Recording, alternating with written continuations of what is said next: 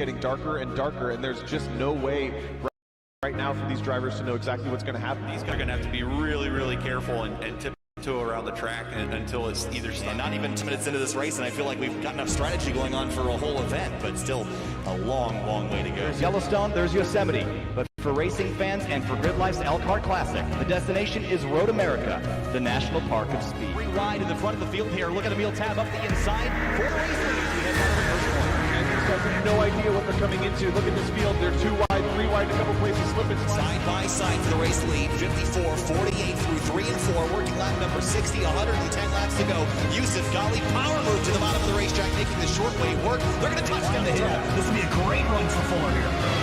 Yeah, typically we'll ran off the track in the final quarter. That'll allow Fuller to get a massive. Here he comes. Does he have a look? Oh, big block here by Sanfilippo. Into the grass goes Ben Fuller for turn 1. And Sanfilippo hangs on. He's loose. No! And he crashes hard in the exit of turn number 2. Try him here, boys. They're going to do it. Let's go backside. They touch. They're going to crash. Grid's going to slam the attenuator hard into the wall. And Sarah Testa hits him as well. And big damage on these cars. That's huge. Number 4, people are struggling for grip, going out of every single lane, trying to then run. It's getting really insane. Powered by AWS for the Intercontinental GT Challenge, powered by Pirelli. And the Indianapolis 8-hour. We are 7 hours and 18 minutes into this 8-hour event. John Miller way deep on the brakes to the inside of turn number 1 and 2. The spin, the 3 car gets turned around in the front of the car. James Houghton looking for a place to go, but he's got Austin Cobb to the inside. A bit of a gap behind. I think that's about 15th or 16th spot as they come out of turn 3. Big slide over this. Getting a run. He's got it. Going to be a drag racing line. Final corner. Checkered flag waving. Here they come. At Virginia National Raceway. To the line. Thompson, Darling, door-to-door, banging doors, fender to fender. I can't believe what we just saw.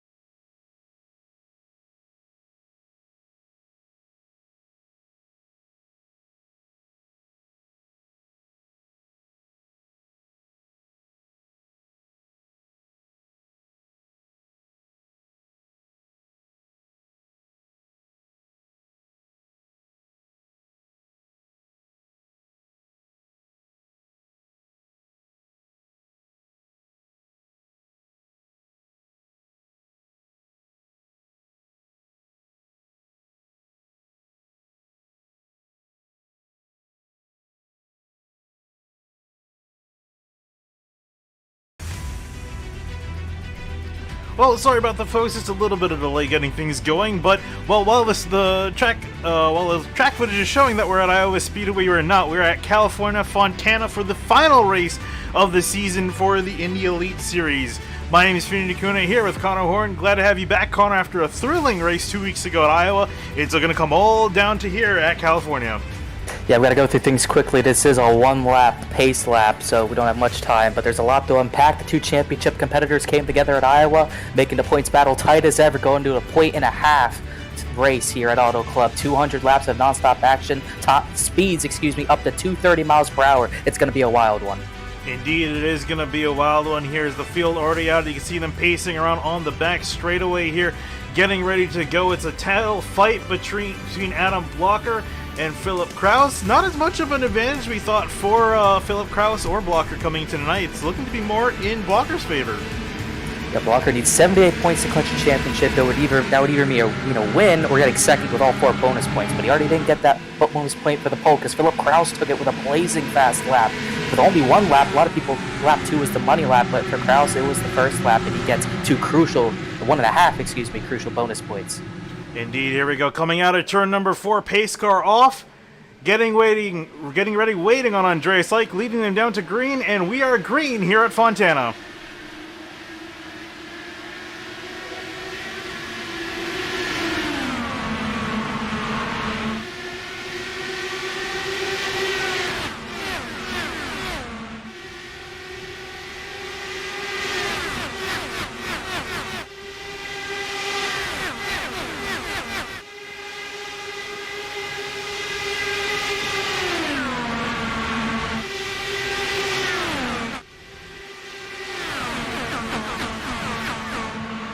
Field 3 abreast as we head flying out of turn number 4. Christopher already trying to make a move to the outside of Andreas like he's ready to go to lead. And there's also Henry Bennett also up on top. He's not waiting for any moves to happen. He's making them right now. We're already seeing 3 wide non-stop action. We're going to see that all night long as the track gets cooler, the grip levels get higher. It's going to be action-packed. They stay 3 wide for the lead. Stouffer gets the edge. Ike can't hold it on the bottom. Bennett trying to do something on the top but can't make it work. Philip Kraus got a weirdly bad initial start there that dropped him from the pole position back to 4th. Yeah, and currently in 4th, but still in a pretty solid spot. Adam Blocker sitting behind in 8th. Needs to try to get up ahead. Doesn't necessarily need to pass, though. Pass Philip Kraus, depending on where he finishes, really is going to be a very big matter of where these two guys finish. We're going to try to keep track of it all night long. For 200 laps here, already on lap number 3. As far as we know, if Philip Kraus finishes 4th at best, he needs to beat Adam Blocker by about 3 spots. And right now he's got to beat by 4 spots. Blocker trying to make inroads on that bottom, but just can't get the runs he needs right now. Yeah, trying to work on Rob Powers in the 47 is Blocker. Back up at the lead, it's Henry Bennett, but again, not for too long. As there you see Christopher already pulling to the bottom. Going to be a lot of give and take here as these guys work their way around this track, especially with the tires being nice and fresh. These guys have a lot of maneuverability, and we're definitely seeing it on play here. You're seeing a lot of guys work the top, starting to see almost like the old NASCAR package where everyone just ripped the top. The bottom's so tight down there, not a lot of grip. You're not seeing a lot of people venture down there, but Stouffer's going to make it work himself. Bit of a slide job in an IndyCar. How about that? He goes to the lead, but here comes Henry Bennett right back at him. Yeah, again, not too surprised here by that going to be out. It's really a matter of relative position for these drivers, where they're going to end up in the pack, not necessarily exactly where they're listed. You want to be more towards front, more towards back, maybe hanging out in the middle. Again, 200 laps is a really long race for these guys. Very long amount of time to play, and you're going to start to see them getting single file out, getting ready for the long haul here, as there isn't too much to be gained in this early portion, but tell it to the guys up in the front, they want to lead a lap. Really, the only thing you want to do is stay in the lead pack. We could see some different packs formulate here as long as this goes fully green. Meanwhile, look at the run Philip Kraus got. 233 is his top speed. Yeah, I think he just went 4th to 1st in one straightaway. Yeah, they say Indianapolis is one of the fastest tracks in the schedule. California, very close second, if not ahead, as you saw Kraus top speeds, almost top speeds, what you see at Indianapolis, but is going to be up near at the top. He, again, wants to win this race. If he wins this race, he's taking home the championship no matter where Adam Blocker finishes, and that's exactly what he's got on his mind.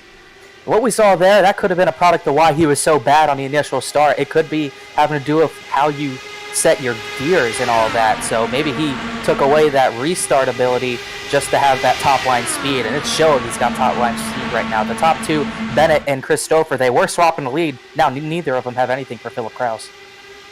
Indeed, curious to see how if Kraus can stay up ahead. Remember, these guys do have open setups available to them.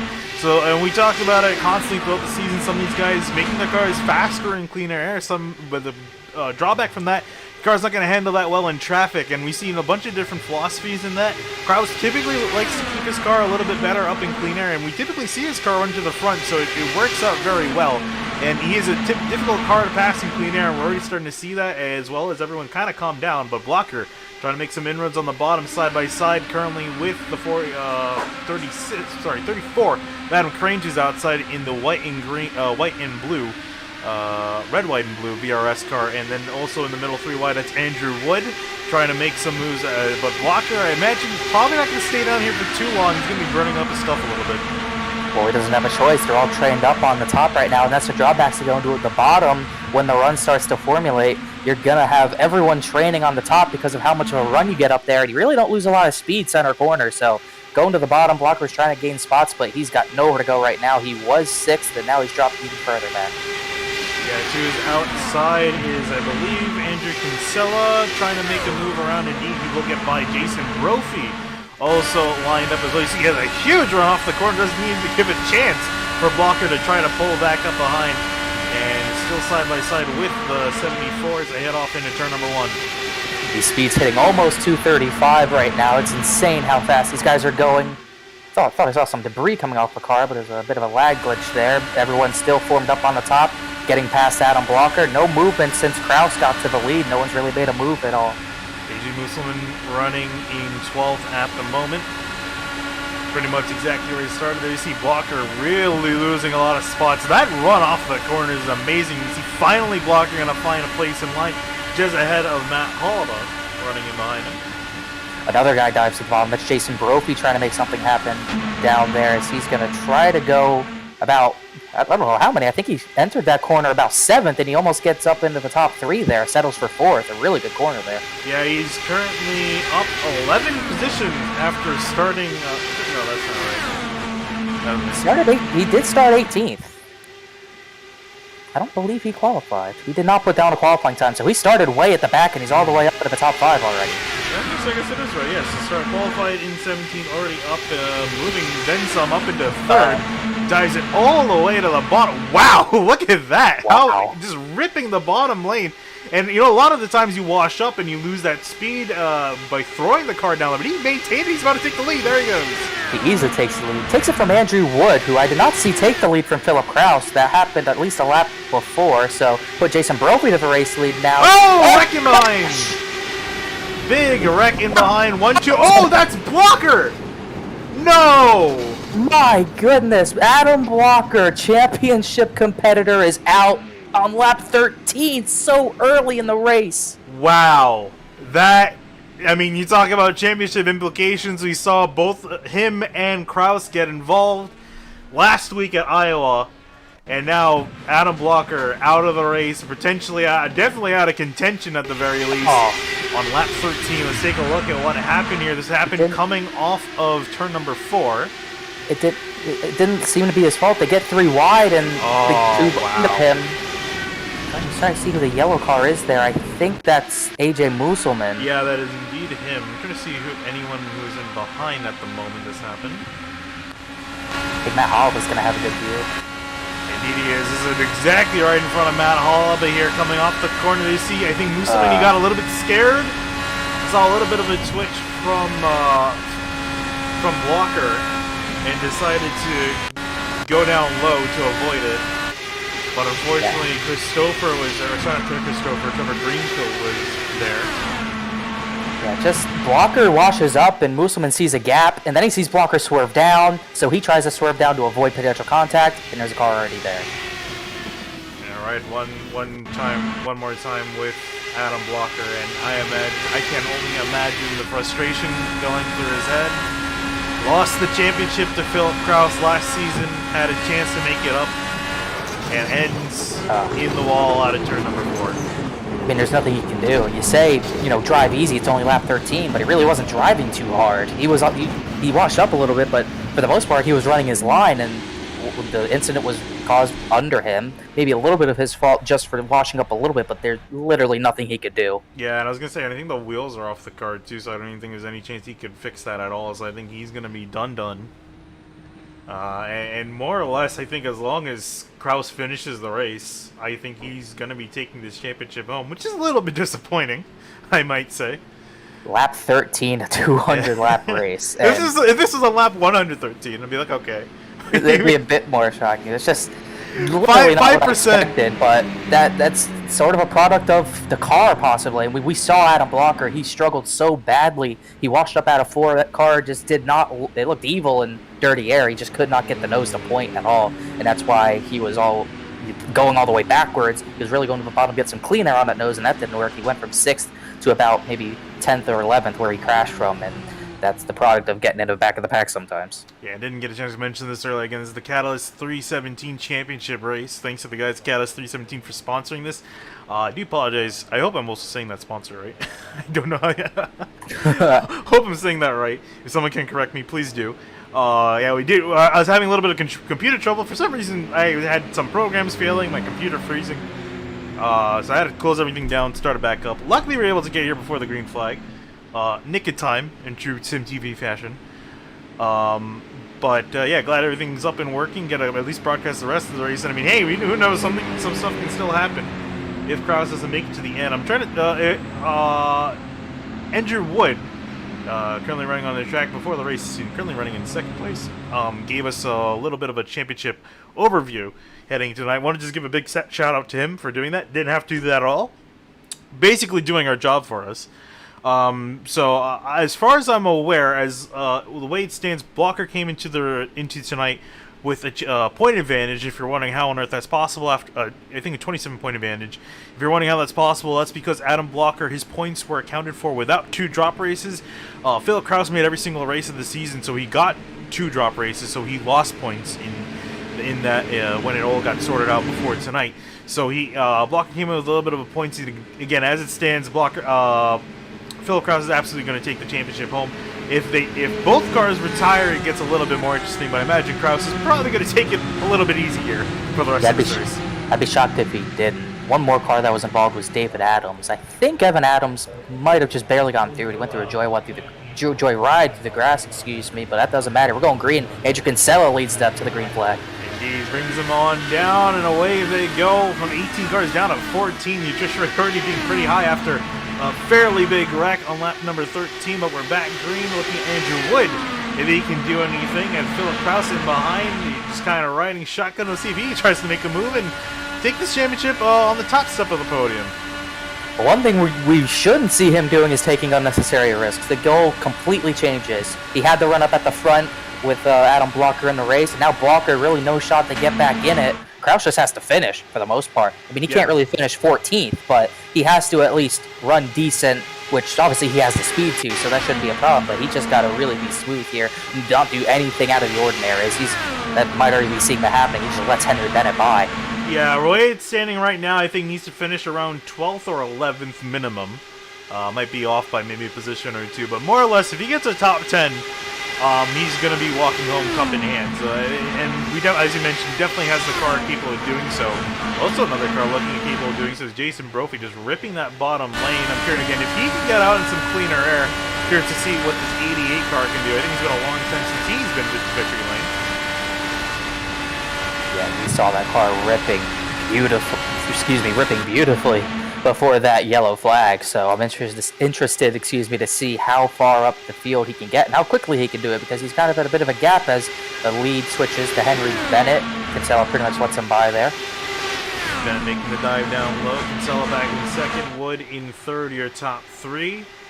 Yeah, looking for any other notables, more or less what you expect. I guess Ray Kingsbury, remember his rocket ship at Iowa, that car, I would say, very illegal. Somehow passing iRacing inspection somehow must have hacked the car in some way, because that car was dominant beyond belief 2 weeks ago at Iowa. Unfortunately, not on the best of tears here at Auto Club. Is currently back in 13th. I don't think this car is out completely just yet. I don't think he's got any damage, so I think it should be all good to go. It's just a matter of pacing himself in this early stint. Possible he could be laying back. You really never know. At a track like Iowa, you don't have time to lay back because of how small of a track it is and how quickly the laps click off. Here, you got 200 laps, which might even, I don't even remember what the lap count at Iowa was, but all I know is Auto Club, this race is much longer, so you can be as patient as you want. As long as you're still in touch with the leaders for the majority of the race, you have as good of a shot as anyone. Yeah, I believe we had only 150, 160 laps at Iowa. It definitely was in the 100 range. Yeah, take that for a 3/4 mile track with 150 laps, and then you go to a 2-mile track with 200 laps. It's a little bit longer. Yeah, it's sort of crazy to think, with the speed these guys are carrying. I mean, they're going 230 plus miles an hour heading into turn 1. And even then, they're going no less than around 215, 216 miles an hour. This is just extraordinarily fast. Yeah, these guys are lapping this place in around 31, 32 seconds. It's really impressive stuff to see these guys pull off with how fast these cars are. I'm also going to see if these cars get even faster. I remember the rumors to them talking about the cars going up to around 900 horsepower. So this car is looking to be only getting faster in the near future. Kinsella making a dive to the inside. So this is one thing we didn't see in the first run. We're seeing these guys work together. Not sure if Kinsella and Henry Bennett are teammates, but they're working like them for sure, swapping every front straightaway and back straightaway right now. And the speeds are noticeably slower. We were seeing the leader get close to about 230 going into the turns, and right now, Henry Bennett, as he retakes the lead, the leaders are only getting to 225. As far as I'm aware, unless anything has changed, I believe Henry Bennett, Andrew Kinsella, Christopher, and Adam Blocker are all part of the same team/organization. So I imagine those two working, as you mentioned, working together up near the top, just trying to keep themselves ahead of the rest of the field. And that leapfrogging, that passing back and forth, it really does make a difference. You got someone to cooperate. What doesn't help is Andrew Kinsella's internet flashing in and out. That's not going to be doing them any favors. You noted how there was no wheels on Adam Blocker. He couldn't get back into the race. He is officially out and disconnected from the session. Yeah, it's really unfortunate to see. Looking behind, I don't think Trevor or AJ may jump back on the track, so Blocker looking to be finishing this race back in 16th. Again, he's going to be very disappointed. The entire year, and that's the thing too, this championship used to be half a year long. We had a spring A season in the early part of 2020, and then a B season in the later part of 2020. They switched to a full season, a full year-length season this year with 17 rounds. And so it was an entire year since he last lost the championship back to Philip Krause, and then a year later on the doorstep of getting it done, and just wasn't, unfortunately, due to circumstances out of his control, really, had the championship yanked from him. Yeah, there's nothing he could do, really, there. I mean, he was in the back of the pack, but they didn't do really anything erratic. He wasn't blocking or anything, wasn't racing necessarily hard, wasn't, like, weaving or anything. It was just racing at Auto Club at high speeds. Those types of moves can happen. The move Musselman made, it wasn't even an erratic move. He saw Blocker coming off the wall, and he tried his absolute best to swerve just a little bit to get by Adam Blocker, but those little moves make such a difference. They're so tiny, but they move the car so much because of how these cars are pretty much pointed and all that. So there's really, and he was getting squeezed in the middle a little bit, not intentionally, just there's a lot of room for 3 wide, and they were really just so close to each other. You can't really fight the reactions of your brain, but he probably made that move before he even realized he made that movement in his brain before it registered. It's just such a reaction. When you see a car, you want to avoid it. And again, as you mentioned, the tiniest of movements make such a big difference. So, again, I'm sure it'll take him a while to get over it, but we know Blocker is fast, and he'll come back next season stronger than ever. So, I have no doubt in my mind he'll be competitive next year. And Krause, though, I was just kind of riding on board with him. You can see he's not really making any passes. He's just kind of holding station in 4th place. He knows what's up. He knows what he has to get done. Jason Brophy, meanwhile, behind, I imagine, is trying a chance to get on by. I haven't really seen a lot of passes in the last 10 laps or so right now. That's Christopher's internet's blocking. Some connection issues right now. I'm wondering what the fuel situation is like, because a lot less racy this run than it was the last run, so these drivers must know something that we don't. Yeah, and looking at the fuel mileage, I got another piece of information, this time not from Andrew Wood, but from Matt Hollabaugh. Shout out also all season, too. A lot of the drivers are giving small tidbits to the broadcast team over the course of the season. Got to give a shout out to that. I love to see that cooperation between the guys on track. Really helpful, gives us a lot of information to work with. The fuel mileage is looking to be around 34 to 37 laps. I believe 34 by yourself, 37 with some draft. You can maybe extend that a little bit more, depending on how aggressive you're being. So that could also be a lot of it while we're seeing it. I've also noticed, too, when we have a decent-sized wreck, a lot of people typically tend to calm down and be like, all right, guys, I have a lot of racing left. Let's just take off the laps, and I think that's a lot of what we're seeing. Because for majority of the field, there really isn't no place to go. We have the entire top 14 within 4.2 seconds of each other, and the entire top 10 within 2 seconds of each other. So not really much real estate left on the track other than being up in this track. One quick thing to note, majority of the field did come down pit road the last yellow, the only yellow, really. The only one who didn't was Andrew Kinsella, so maybe that's a reason that they're doing the swapping things, just to maybe get him better, which is honestly an odd move by Kinsella. Maybe he was expecting more yellows, but he's going to be way down on fuel mileage. But at the same time, he's still in 1st, so it's really not that bad. Yeah, I mean, in the grand scheme of things, he might be able to catch up with that. I mean, expecting this race to go green, not entirely out of the question. Again, with only 14 cars left running on the track, odds of a caution fairly low if everyone does continue to cooperate. If that does change, we could see another caution come out. Also, gotta hope that Kinsella's internet holds out, otherwise you won't be able to see him pull off that kind of strategy. But definitely got him some track positions, no matter seeing if he can do anything. I will say, if he is concerned about fuel mileage, I feel like we probably would have seen him just drop out of the lead, but he's staying up here, so I think he feels confident in making it to the end around the same amount of stops as the other guys. May have to pit a little bit earlier, but I think as far as stops are concerned, might be around the same. I'm too lazy to do the math in my head right now, so I'm not going to, but someone at home probably can. Yeah, the thing about it, though, is when he rejoins, unless unless the other leaders pit with him, which I don't see that to be very likely, he's going to have no draft whatsoever, and I can't imagine his times are going to be very fast compared to a full pack of cars. So that's something that I'd be concerned about. Taking a quick look at the weather, nothing really to report there. Track probably as cool as you can get it, 73 degrees, and track temp only 75, so it's going to be as cool as it's going to be probably all night. May see it dip a little bit more once the sun starts to go down, but nice and cool, nice and grippy. I think that's why we were seeing so much 3-wide action. You guys just able to point and shoot the car wherever, especially mid-corner grip. That's very important when you're in the draft. Kinsella said over the radio pitting this lap, so this is 33 coming to 34, so pretty much the window, maybe a lap short, but he will come in, as I suspected, all on his own. Yeah, I'm a little bit surprised. Would have felt, maybe a little bit later, probably around 36, 35, especially accounting for that caution, but I guess decided he hit his number. I mean, actually, looking at the hitting the number, if he continues this onwards, I think we'll probably be coming in with everyone else. The thing is, though, he's going to be in clean air, and if that will be a factor, either in his favor or against him, I would typically want to think you would want to be in the draft with everyone, but we'll see how it plays out. I mean, the dirty air does play a factor, but also that draft plays a big factor in heat, obviously. So we'll have to look at the times once he gets on track here. He will not come out really in any draft. He'll have some catching up to do to Evan Adams and Brian Carey, who are at the end of this 11-car pack. Ray Kingsbury and Rob Powers dropped off the pack completely, which I don't know when that happened, but he will have their draft probably. Kingsbury might pick him up. Yeah, I'm trying to look here. Maybe we can take a look at Kingsbury's car. This is really surprising. We're saying, oh, maybe he's laying back. It's a little bit too far, though. I feel it's a little bit too far. Yeah, I don't. Say so. I don't know, Connor. If you can take a look and see maybe if he was involved in that last caution, but I don't see a lick of damage on that car. So I'm a bit surprised he's fallen this far back.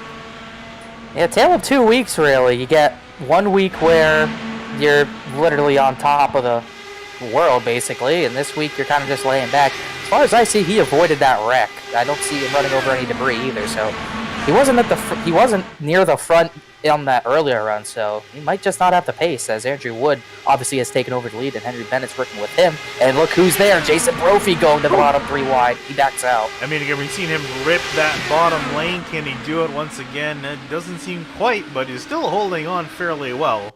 And definitely some weeks, and especially on the speedways, is pretty okay at the road courses, but the speedways is definitely his strong suit.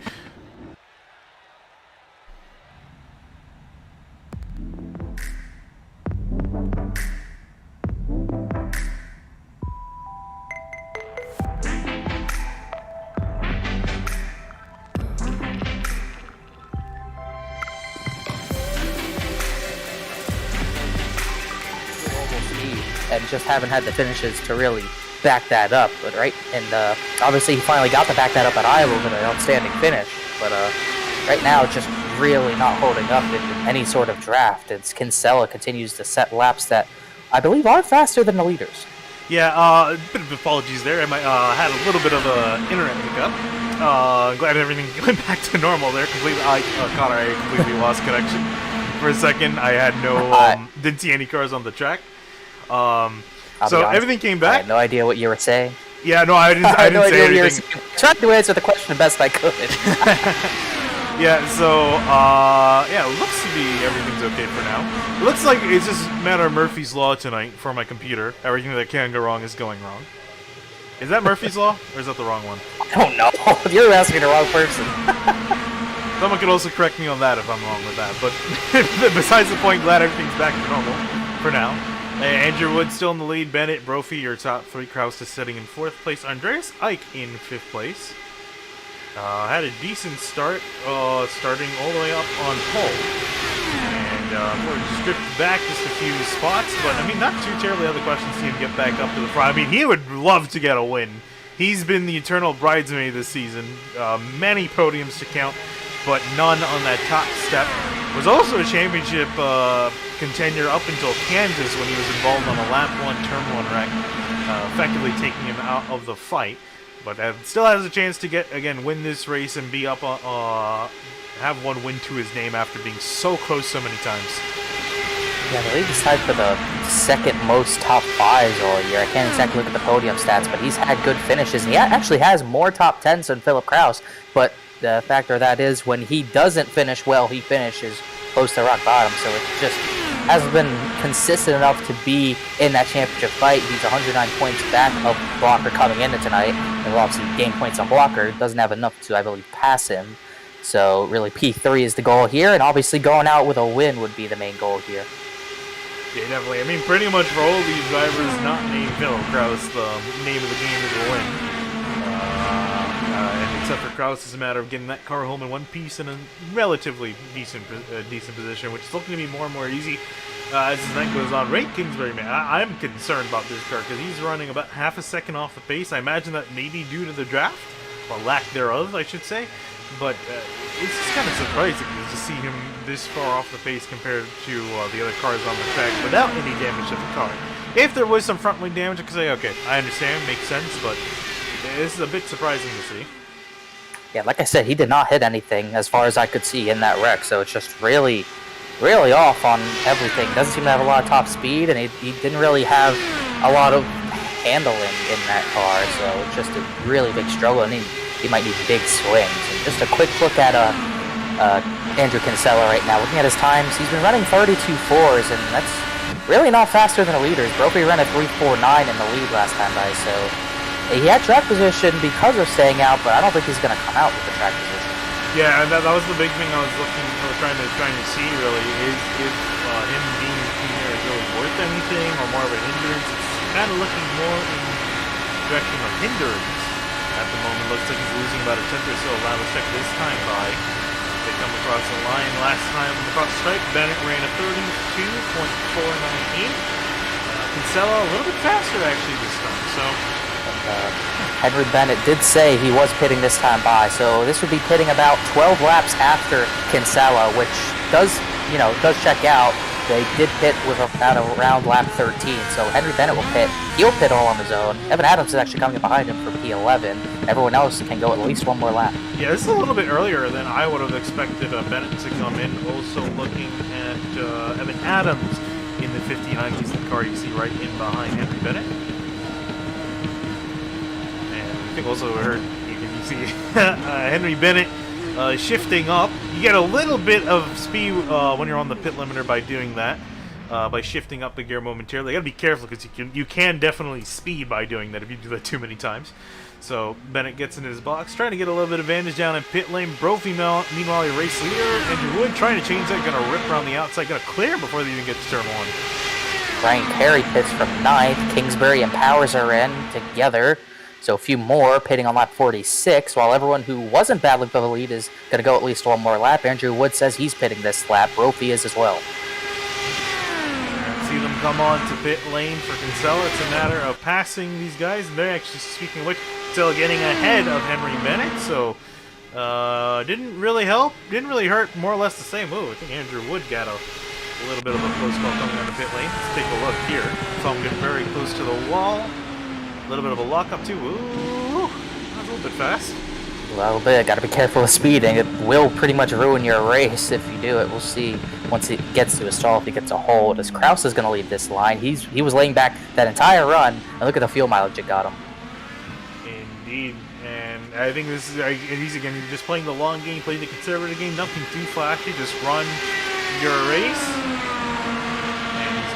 There in the lead. Also pick up some laps for the leading. Again, he is going to be due to come into the pits in probably around the next 3 or so laps. Alaba and Crane came in that time by. Yeah, look who is still stuck on pit lane. Oh boy. Yep. Caught by the pit lane officials, I guess. Caught by the official. I don't know. They we're going to say police officials. I thought that's what we were going to say. But the top three. I thought that's what we were about to say. The top 3 come in. Kraus is in from the lead, and Henry Bennett and Kinsella get their lap back. Ike and Maletska are in as well. I think that's everyone. Yeah, pretty much everyone. Imagine anyone that's still out there is really hyper-miling it. Jess Shire just coming to lap 50 as Kraus comes flying across the lane. Let's see here. Henry Bennett is the next car that's coming around the track. Andrew Kinsella in behind him. Jason Brophy, Adam Crane. You would expect again to see Andrew Wood in that mix, but unfortunately his speed penalty is going to cost him a lot. And he's going to be kicking himself because this race is looking to go pretty green from here on out. So I think the best fuel mileage we saw that run was about 38 laps by these three, Kraus, Ike, and Aletska. So they can join in with this pack. They're not going to get the track position, but that's really not their issue. They're going to the long game, trying to get as much fuel as possible for these runs. So they'll just get back in and save a lot more as Brophy goes for the position on Kinsella. Yeah, it actually looks like Kraus is going to take the lead of this race heading off into turn number 3. Wow. This actually worked out fairly well in his favor. Not sure he even realized he may have even gotten the lead. I think he was expecting more or less to come out where he pitted, but so that actually cycled out very much in his favor. Not so much in Kinsella, but there really wasn't much big of a difference. I mean, there maybe talking about tenths of a second with a hit difference. Again, Kinsella came in 17 laps ago, so over that course, they pretty much came out around the same position anyway. So just kind of showing you, it doesn't really matter when you pit. It really just matters make sure you don't speed. As shown by Andrew Wood, I think is going to be the biggest thing for these guys. Make sure you don't speed coming into pit lane, because that's just going to absolutely ruin your race. Again, really looking at Philip Kraus, because he can't afford a mistake like that to happen. Now, if he makes a mistake like that, there's at least a tiny chance that he might still not win the championship, so he's got to be careful not to do that. So I think one thing we learned from that, is that undercutting is 100% pointless. We saw, maybe it wasn't undercutting, but just, going the long route for these runs is probably what you want to do, because we saw guys pit about 34 laps into their field stint. Guys like Philip Kraus went about 4 laps longer, and it really didn't make a difference at all. If anything, it made a difference, positive difference for Kraus, because he got some clean air, was drafting with some people, not really saving anymore once he was at the front of that pack, and it got him to the race lead momentarily. Looking at Henry Bennett with the draft up on Jason Brophy. Gonna easily take the slingshot around. I gotta say, these guys are racing pretty well. I remember, I think the first race I had at Auto Club, it was a league race. It was a Lionheart series. They had a rookie series. It was at Auto Club right after the tire update or the aero update that they had, where it really brought these more in line with their real life counterparts. It was a lot more dirty air to deal with on the old side of things. I remember hating it at first. But it's actually kind of come to around where it was, maybe not as action-packed in a pack. You get some pack racing, get some single-file action, some nice mix, and these guys throughout the run have been able to pass each other, which is exactly what you want to see. And a lot of it is these guys not even trying to, so you can only imagine when it comes down to it, these guys are going to be juking and diving all over the place. May have a chance at another caution, too, if these guys aren't careful. You'll have to wait and see. We saw how eager everyone was racing early, just trying to get a feel for what the package, for what the cars were going to do, and it resulted in a pretty big crash. So if that happens again, I wouldn't be surprised if we see more drivers involved. That first wreck was about 4 cars, and we could easily see more involved if it gets down to the very end, with a lot of drivers still in the race for the win. Kraus dropping easily to 3rd place. He's going to happily sit in the draft, maybe save some fuel. I mean, you could just try to just focus on saving fuel the entire race and maybe perhaps extend it. We really want to get an ideal picture of the fuel situation until we get closer to the end of this race. And speaking with just over, sorry, I can't do math for a second. Just over a fourth of the way through. Yeah, just about. I know the lowest we saw someone go on a run was Kinsella. He only went about 33 laps when he came to pit road, so that would put him about, I'd say, only 10 more laps away from his next stop. And meanwhile, Philip Kraus went about 38 laps, pit on, I believe, lap 50. They pit on lap 49, really, so that should bring them to about lap 87. And that's a big difference. I think that's, sooner or later, the way it's going, Kinsella's strategy is probably going to get him to the point where he's pitting on the same lap as Philip Kraus. But that's if it goes green that long. I was talking about some guys that really have been under the radars over this race. Robert Malechka in the 91 car, started in 14th up into 9th. Having a quiet day towards the tail end of this pack, but rounding out this pack consisting of our top 10 is Brian Carey. Started all the way up in 4th. Back in 10th, we saw him battling up there earlier with guys like Philip Kraus and Adam Blocker, but just kind of riding out in the back in 10th. Doesn't want to have any piece of the action, at least for now. And really has an interesting top 10 pack. 13 seconds back now is Ray Kingsbury's lost his partner in crime. That was Rob Powers in the 47. He's a little bit further back. And actually, I think Rob Powers is currently with Evan Adams fighting out for 12th place. And then all the way 1 lap down is Andrew Wood. He's actually coming out of turn number 4. Just an idea of where the rest of the leaders are. They're heading off into turn number 1. think Evan Adams might be damaged. I did see him go through the grass to avoid the big wreck on the front straightaway, and I think you can see his nose is a bit crinkled in some sort of way, as he's got Raw Powers behind him, and they're only running about 33 flats. That time they ran 32 8s and 9s, but even with Kingsbury on his own, Kingsbury's pulling away from them. So that 59 of Adams not doing the 47 any favors. Yeah, definitely not. You know, and I'm kind of surprised that if he came down to pit road to fix his damage, they didn't replace it. I'm not surprised by that. Because they don't ask if you want to fix your wing; they will fix your wing for you if they have damage to it. Yeah, and he was at the end of the lead pack once pit stop started, so that makes it even more odd as if he might have been better off not getting it repaired because he would have still been in the lead pack probably. And well, either way, Andrew Bennett up ahead of Jason Brophy. Some exchange for position. Did I hear someone hit the wall? I did not see anyone hit the wall. Maybe hearing things too. I could also be part of it, but I thought you heard the sound of the wall collision sound back. I don't think anyone hit it. I'm trying to look back. It would have been out of turn 4 because Adams and Powers didn't hit it. Very close quarters between Andreas. I thought these guys were going to wait a little bit longer before they start racing each other, but Ike inches away from the rear wheels of Kinsella just up ahead, trying to work that high side. Seems like everyone fifth on back is trying to go. You're seeing that top 4 pack start to get away. Bennett, Brophy, Kraus, and Crane starting to get away. And I believe Kinsella's up there as well. No, Kinsella is not up there. He's in that second pack, I believe. So that second pack getting a little urgency. They see the top 4 getting away, so everyone's trying to go. Christopher all the way down to the bottom, trying to make up some time on the bottom lane, getting out of the wash, or at least attempting to get out of the wash. But yeah, losing just a little bit of time here and there. You see Kinsella trying to also get some meter to his nose, running that middle lane. Make a run at Christopher here. Everyone's still in the pack, pretty strong. Bennett and Brophy casually swapping position. Let's take a look to see who's in contention for the most laps led. I imagine Henry Bennett probably pretty far up there. 24 of the 63 laps is what he has led. Jason Brophy has led 9 of those laps. Philip Kraus, also 9 laps led for him. And Andrew Kinsella, 11 laps for him. It's probably been about 30 lead changes so far, because they just keep swapping back and forth ever since the initial restart. As here goes, I believe that's Andreas Ike trying to make a move to get by Christopher, who seems to be holding up the majority of these guys right now. Yeah, he was sitting in behind Kinsella, and Stover is going to dive to the inside. Can he make the move stick? Off of turn number 2, easily going to be able to do it. Single file again, the pack of 4 start, and they drift back to Andreas Ike. Ike ran a 32 flat last time by, which is insanely fast. That's not the race. Yeah, have a second faster than the guys ahead of him, so definitely trying to get to the front now. Fuel saving, if he was doing it, it's out the window.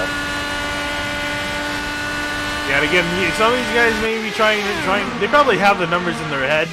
The guys that sat down, they're like, all right, we're going to pick X lap, and X lap, and X lap, and make it to the end of this many stops. Some of the guys might not bother, just going to run the tank out every single time. And we'll kind of see how that's going to play out for some of the guys running a little bit more aggressive, a little bit more blasé to a fuel situation. Some guys strategically planning out the race. I definitely know Kraus probably in fuel saving mode. I mean, he's not really going anywhere, or hasn't planned on going anywhere. So I mean, maybe he might have turned the engine to a different fuel mix, save a little bit more extra gas, see where it takes him. As we mentioned, overcut, undercut doesn't really matter in the grand scheme of things. You're going to pretty much come out in the pack so long as you don't mess up on pit lane. Kinsella is pitting this time, so once again, that is a 33-lap run, so it seems like that's pretty much the fuel mileage he has to the end of this race, and I don't think that's going to really work out. He's dropping pretty slowly. He's pitting this time. Yeah, but what I'm surprised is that he was running up near mid-pack, and now he slowed down dramatically on that last lap, so I'm curious if he was maybe concerned of running out of gas this lap. Maybe he was running out there, but I didn't hear a sputter initially, so no, that's interesting. I think he wanted to say something, because when you hit the pit limiter, you burn a lot of gas because you're just bouncing off the rev limit. You burn a lot more gas than you would think. But here it comes down, didn't run out of gas, so might have not been a concern, but into pit lane nonetheless. I feel like he may lose some time from that last lap, but may not. We'll have to see. But he's going to get service to his machine as we go back out to the battle on track. Bennett still going at it. Not too much of a change in form. I am curious to see, though, with Andreas Ike trying to join this top 4 if he's going to have anything to say. think if my math doesn't mistake me, I think the majority of these guys are going to have 2 to 3 more stops. I know Kinsella is definitely going to have to stop at least 3 more times. If he keeps going 33 laps to the end of this race, he needs to save 2 laps because he's 2 laps short right now. All these other guys, they might be close to making it on 2 stops, but I think 3 stops is definitely the safe bet right now. Yeah, I think for Kinsella, he's just trying to go every 33, 34 laps. So I think he came in a little bit early because they hit that 33, 34. Like right now, he came in, I think, about lap 67-ish. So he's hitting those targets. Everyone else is kind of waiting for the fuel to get pretty close to low and then coming in. Ideally, the next stop for these guys would be around lap 99 to 100. And I don't quite think anyone's anywhere really close to making that number. I mean, you'd have to go another 30 laps essentially. So yeah, no one's really close. Everyone's going to have to come within the next 15 or so laps. Watching Ray Kingsbury drive, and right now, when I switch to him through 1 and 2, even through 3 and 4 right now, he is loose. He is having to wheel an IndyCar like it's a cup car with 900 horsepower, no downforce or something like that. He is sliding the rears very badly through the corners. See if he does it again here. Yeah, see, he might have turned the weight jacker. Back in Yeah, I a can bit. see him kind of twitching the wheel, and that is a bit of a sign of being loose, is that twitchiness of the wheel on exit.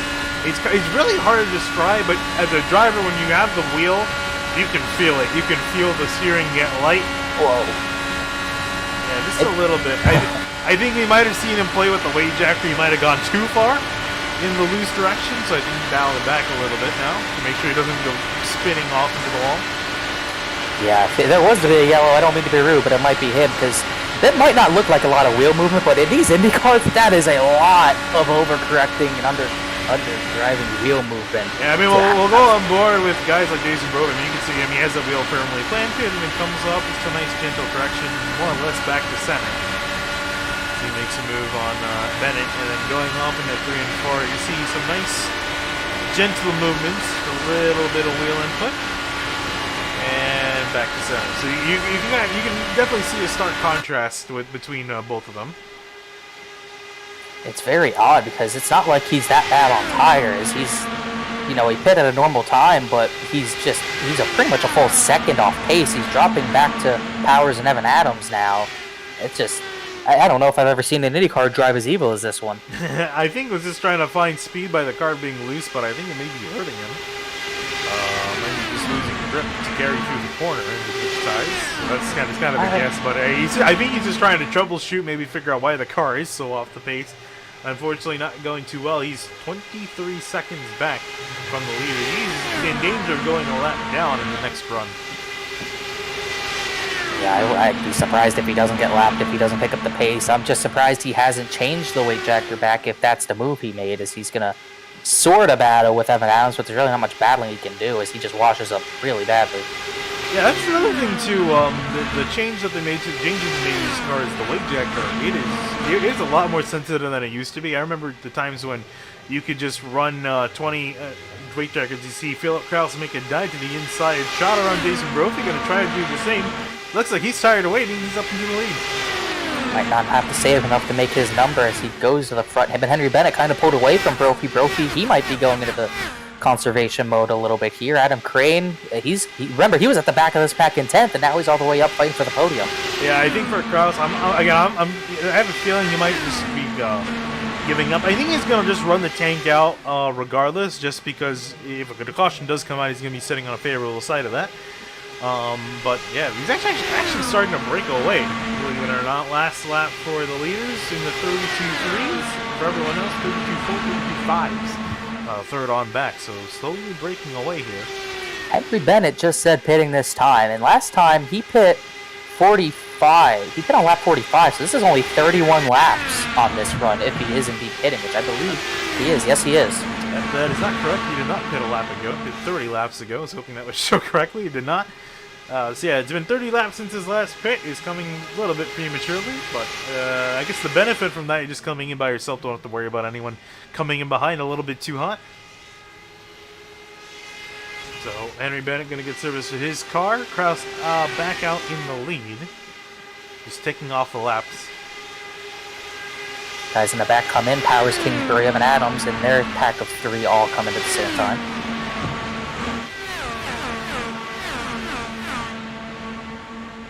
racing off of turn number 4.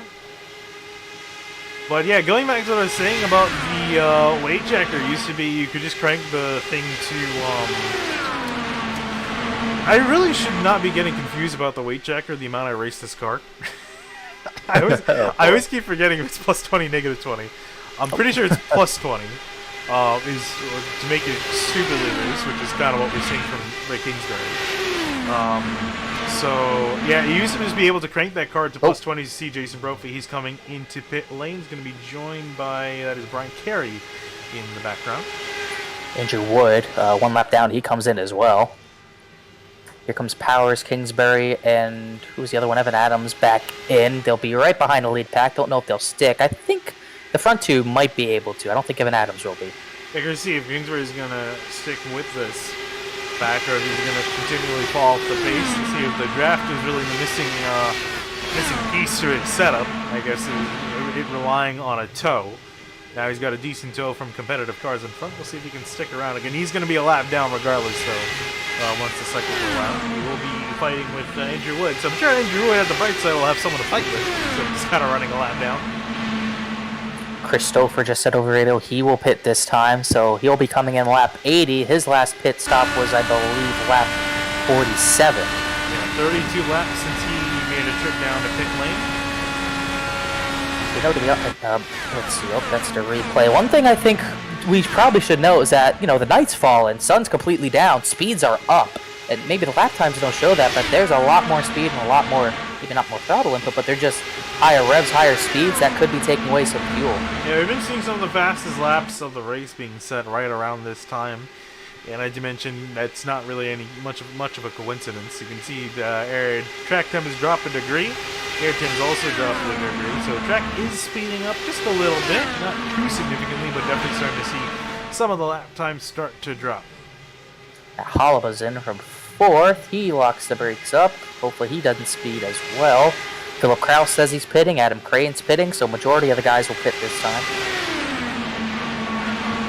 Really, no one's in any real situation, I think, to make it on one last stop. Pretty much everyone's going to be coming in on the same amount of stops. It's just Kinsella that's extremely off sequence to these guys. Here they come on down, at least the leaders. Philip Kraus making a trip, as well as Malechka. Sorry, Adam Crane. Sorry, Adam Crane. Halaba's out of his pits. Trying to look at the others. I think it was just Ike and Malecka who stayed out, so that leaves 2 more cars to pit. Really, Halaba's just kind of slow. Well, he did come in hot. I don't think he really sped, though. He definitely didn't speed. Actually, no, I guess it isn't too bad. He's joining back with Brophy and Bennett. I think I'm getting confused because there's, I think, the group of... No, it's not Kingsbury. There's another group that's a little bit ahead. I thought that was going to be the lead group, but no, he's pretty much on target.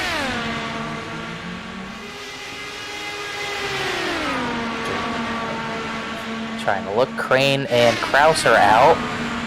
And trying to see. No, Malecka and Ike, they are pitting this time, or at least Ike is. I don't know if Malecka will. Malecka lets Ike by. Yeah, we'll see. Will one continue on? Will they both come in? Here they come out of turn number 4, and both of them coming on down. So, entire field has cycled on through. At least I believe the entire field has cycled through. This will be the last 2 to pit. Yep. Look at the gap Philip Kraus got for the race lead here. Someone just said Henry Bennett had a good save. Don't know where the save happened. Yeah, someone can point that out. At the turn 4 last time by. I guess that, trying to see, might have washed up a little bit out of turn 4 last time by. Let's take a look, a little bit of calm on the track, see if we can try to find that. Looked like he was battling with Brophy and Halaba here. Maybe this could have been it. See here, dives way low. Oh, look at it wash up. There it goes. Whoop. Yeah, that's a little bit close to comfort. Definitely. That's that dirty air. Even a little bit of it can absolutely kill your center speed. As we see past Ike and Malecka. That was very close, way closer than I initially thought. Yeah, that is a very sinking feeling. Getting off the throttle and just seeing the car continuously wash up the track, knowing you have guys who are outside and just kind of holding on for dear life. Fortunately, nothing happened from that. Probably much to guys like Ray Kingsbury and Andrew Wood, who I love to see it caution right now. Andrew Wood almost spun out of turn 4. I'm not sure what happened, but he was way sideways. How did he save that? Oh, he got on the apron. How does he save that? Well, take a look onboard and see what happened to him, how he even got in that situation in the first place. He just clips the apron. Bit of a mistake there, trying to run the bottom, trying to gain time, but beautiful save. Probably definitely not how he wanted that to happen. I'm sure he's still trying to catch his breath from that. That's a terrifying sight to see the car just kind of break loose like that. Luckily, he just kept it calm, just let the air catch the car the right way and straighten itself back out. Currently 14th after starting in 8th after that speeding penalty, which he's not been able to recover from whatsoever. Like Kingsbury, you can see here, he's currently actually behind Rob Powers, interestingly enough. Surprised to see that. Rob Powers was able to catch back up and overtake Ray Kingsbury. And right behind these guys, you can see our race leaders. Kingsbury, when we saw him falling back, he fell back to that pack of Evan Adams and Powers. Adams, I don't remember if he pit on his own or not, but he's in the pack already lapped, and Rob Powers, Ray Kingsbury about to get lapped pretty soon. As everything starts to calm down, more lead pack has thinned out a little bit more. It was 10 cars, now it's down to 7. Brian Carey, Christopher, and Kinsella all lost that. Yeah, and Kinsella, I guess, really the biggest loser on that. Really, and remember how he said earlier when he came into the pits, he was very off the pace. I think that might have hurt him. I could be wrong, could have been other factors involved, but he dropped to the back end of the pack before he came in. So I think might have ran a lap extra than he needed to, or was able to. So he's currently 5.5 seconds. He's got a decently quick car, so it's not impossible for him to make it up, but he's got to deal with Stouffer and Brian Carey up ahead, who are also trying to work their way back to the front. So as you mentioned, the lead pack is essentially down to 7 cars. With 3 cars straddling just a couple seconds back, but if they can't get themselves in the right direction, they could lose the pack. Similar to what we saw with Kingsbury, as we mentioned, is about to go a lap down. He's got to be careful. His car's been ill-handling. He can't have a slip-up in the lead pack and ruin a bunch of people's races. And talking about Kinsella, he still has a fast car, yes, but his strategy's just not going to work out right now, and he's losing the guys he's drafting off of, Carey and Stouffer right now. Plus, he's got a pit in about 8 more laps if things keep going this way. You can see right there's the gap between the lead pack and that secondary pack of 3 cars. So it's, and I think from the looks of it, taking a look at the lap times, 32.2, 2.3 for Philip Kraus, 32.29 for Brian Carey. So just a tiny bit slower. Considering we got over half the race left, that can add up very quickly. Those three are trying to catch back up by swapping, but they're pretty much running similar times to the lead pack. Some guys in the lead pack running 4s, other guys running 3s, depending on what run you get out of the corners and if you lift or not. I don't think they're really catching up too much. Last time by, past the line, Stouffer was 5.1 seconds back. Stouffer going into the leapfrogging between these two, trying to make up time. Good to see they're at least cooperating. I've been in many races where I try to leapfrog with the other guys and they just don't know what to do. They try to race me instead. It's like they're 3 seconds ahead. We could catch them if we work together. It all comes down to racecraft. Doesn't matter if you're fast. Really does. This is understated. Some guys, man, they just don't know what they're doing. Anyway. Yep. Back to the action on track. In racing troubles. It's actually been quite a while. I think the last official IndyCar race I did was the Indy 500. I think that was mine too. And when we were talking about the weight jacker, you were trying to figure out which way was which. I can't even figure that out because I'm pretty sure I was going the wrong way in the first, like, it was a fixed Indy 500. I was trying to make the car looser. I don't remember which way I went even, but I just know it was making it tighter. What the hell am I doing wrong? And then I went the other way. I was like, oh. And then I almost spun. I was like, oh, that's what I was doing. Yeah, it's really sensitive. It used to be you can crank it to 20 in either direction. You wouldn't see too much of an effect. Now you can do +5 or -5, and you can see a drastic difference in the way the car handles. You have to be very, very easy with those adjustments. And the big thing too is that's not mentioned with the weight checker. If you make the car loose, again, imagine you go in the positive direction. If I'm wrong, please someone correct me. I don't want to keep saying that fact. But if you make the car loose, kind of what we're seeing with Ray Kingsbury, you really rear out those right rear tires. So you have to be careful on how much weight jack you put, because yeah, it makes the car looser, makes it handle better in traffic, but your right rear is going to be killing you, and you have an easy chance of looping the car around that. Yeah, that's what we've been seeing. I don't know how he hasn't looped it already. He's kind of dropping a little bit with Henry Bennett, kind of racing him a little bit here, but he hasn't lost it yet. He might have gone back on those changes. I'm surprised he didn't do it earlier, but it is so insane. You have no idea how hard that was for him to drive that thing that sideways. Maybe in a current gen Cup Series car for NASCAR, you can kind of hold on to those. You can even drift them a little bit. If you get a little bit sideways in the Indy cars, you're gone and into that outside wall. And that's pretty much what we'll see in the next gen car, sort of. It's really hard to save those, just about how it's hard to save an Indy car. Yeah, Ray Kingsbury caught up to that pack, or caught up and pretty much passed with that pack. He has a chance of maybe losing it again. Dropped all the way to the tail end of the pack, is now riding in behind Henry Bennett before he loses his draft. And Evan Adams battling for the position, tucked in behind, battle for 12th. Looking at Carey and Stouffer, they've made 3/10 worth of progress, so actually closer to 4/10. So they're trying their best, which is kind of surprising. Only pretty much a two-car tango now with Kinsella out of the picture. They've made decent progress for what they have to work with. Still just not quite enough. Yeah, they're just about under 5 seconds of gap, and as you mentioned, it was higher a few laps ago. So slowly but surely they're making their way there. But Kinsella, actually on the tail end of the draft is around a second. With these cars, really, it really picks up drastically at 0.8 of a second. He's kind of in that range of potentially losing it here if he doesn't close back up, which is really what he doesn't need. Oh, that's probably why he was losing it a little bit. He comes down to pit lane on lap 99. Yeah, he's going to need 3 stops from here because he only went about 31, 32 laps there. There's no way he can make it on 2 more, excuse me. I'd be surprised if he can't, because I mean he would only have to theoretically save what, about 1-2 more laps. I mean, that is if he's going to try to save.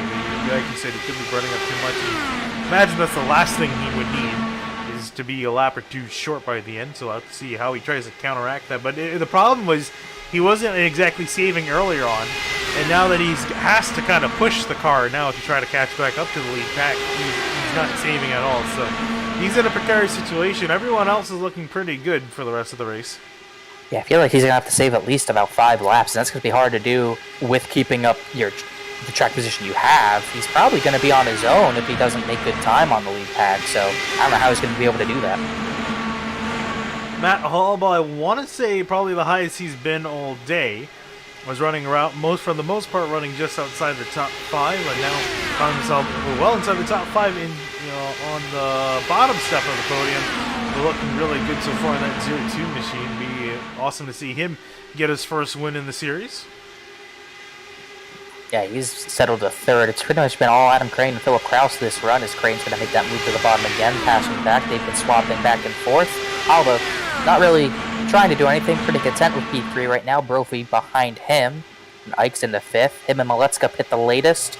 They pit, I believe, around lap 85, so they still have the fuel advantage for sure. Not sure how much that matters, though. Yeah, it isn't much. I think the only time it's really going to come into play is if there's a caution and it catches these guys off sequence. And in those situations, it's best to try to stay out as long as possible.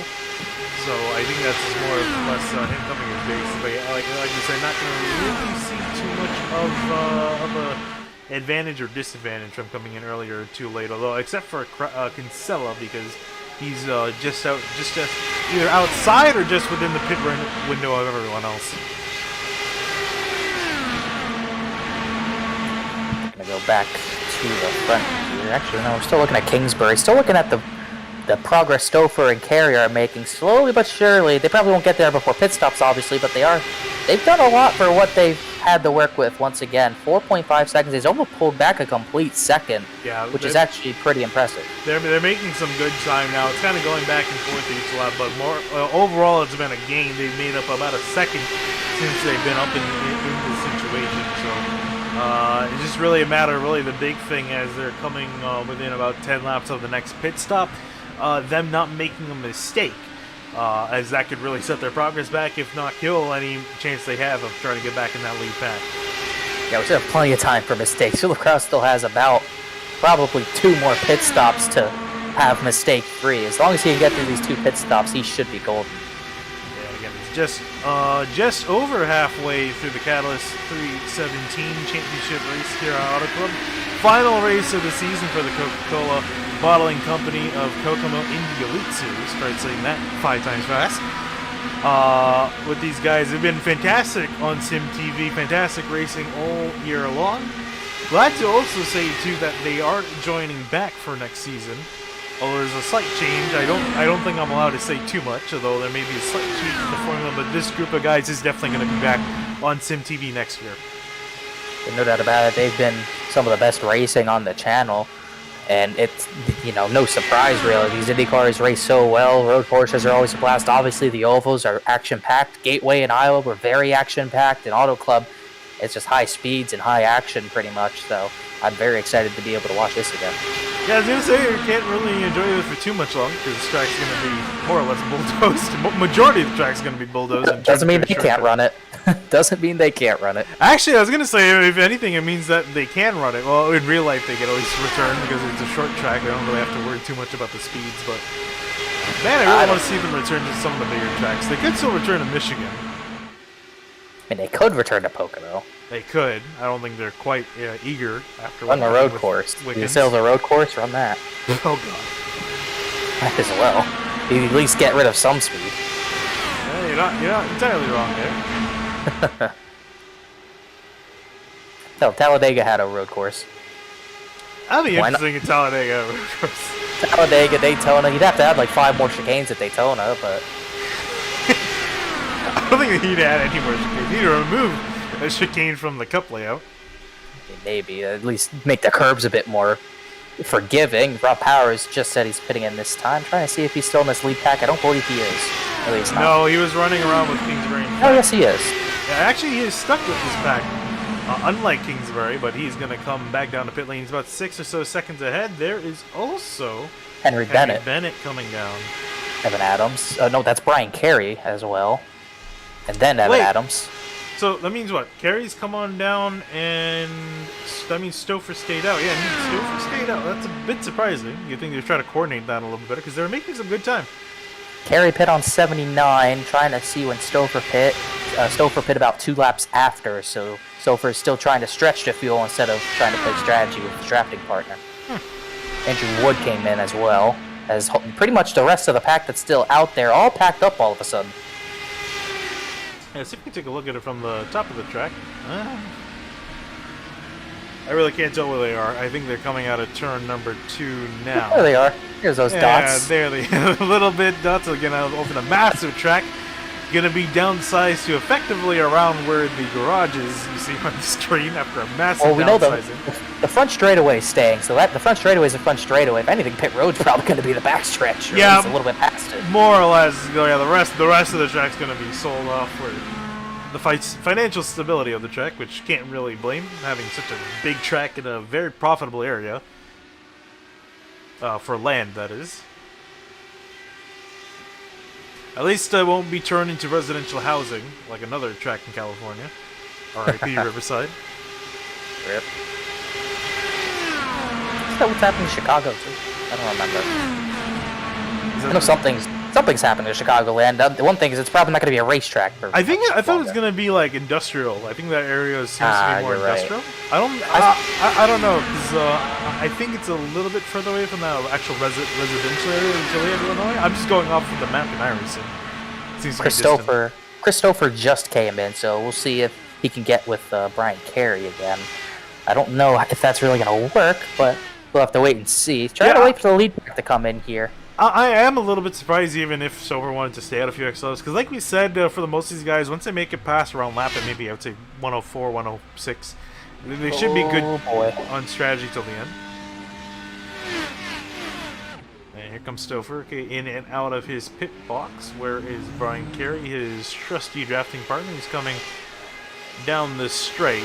And you're probably wondering, you know, we were talking about the undercut, overcut not mattering too much, but for these guys' situations of needing to be near each other, they really can't afford to get separated by too much, and more or less it looks like they'll be able to continue on, so I guess it's good news for them. Meanwhile, up ahead, a few drivers coming down to pit lane. Matt Halba, Adam Kring, Philip Kraus. Jason Brophy has already come on down, and oh, was that what you're saying uh-oh for? Oh, okay, I think Connor Horton's having a bit of issues. I'm not sure if that's why he said uh-oh, or this is why he said uh-oh, but notably, Jason Brophy has ran into some trouble. Trying to see if we can get it here.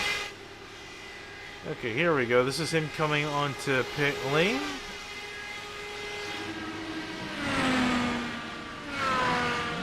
Let's see. Don't see anything too out of the issue. Oh, maybe he had something coming back onto the track. We'll have to see here. Jack's drop for Brophy. And let's see. Nothing happens. Nothing happening. Oh, this is speeding penalty. Okay, I thought for a second I saw him without any wings on his car or any tires on his car. It looks like he just had a speeding penalty. That's unfortunate. Another one bites the dust. Another driver getting caught for speeding. Speeding officials handing out tickets left and right tonight. So Brophy going to be one lap down when this whole cycle is out and effectively out of contention. Unfortunate to see after having such a good day up until that point. Looking back up at the leaders, at least for now, Andreas Ike and Robert Malichka still out there running laps. Really curious to see these guys trying to stretch it. I don't know how much longer they can go. If they can make it maybe 5 or 10 more laps, maybe they can make it. Connor, are you back? I am. I apologize. You know, muting your mic can happen at the weirdest times sometimes, and sometimes you don't even know when it happens, so I sincerely apologize. That was what I was saying uh-oh about. I did see him speed on pit entry, so that was the issue with, I forget who it was already, and I apologize for that. Jason Brophy, yes. He was the first one to come in from the pack that was left, and he went about 65 going to the pits. Yeah, and also I had a trouble because I'm looking at maybe a tenth of my screen right now. The OBS window is what I'm using to look at the race broadcast. But I thought, especially due to the lighting here, I thought he was missing a wheel. It's just the shadows. So yeah, he's all good in that department. But yeah, that speeding penalty, it's really killing people because usually we see a caution or two. Actually, no, usually we see around like 3 or 4 cautions on average. So you see them spread out, have a chance of getting back in the race should things go your way. But unfortunately, we've only had 1 caution the entire night, and that was on lap 13 again, the wreck that took out Adam Blocker. And since then, we've been clean and green.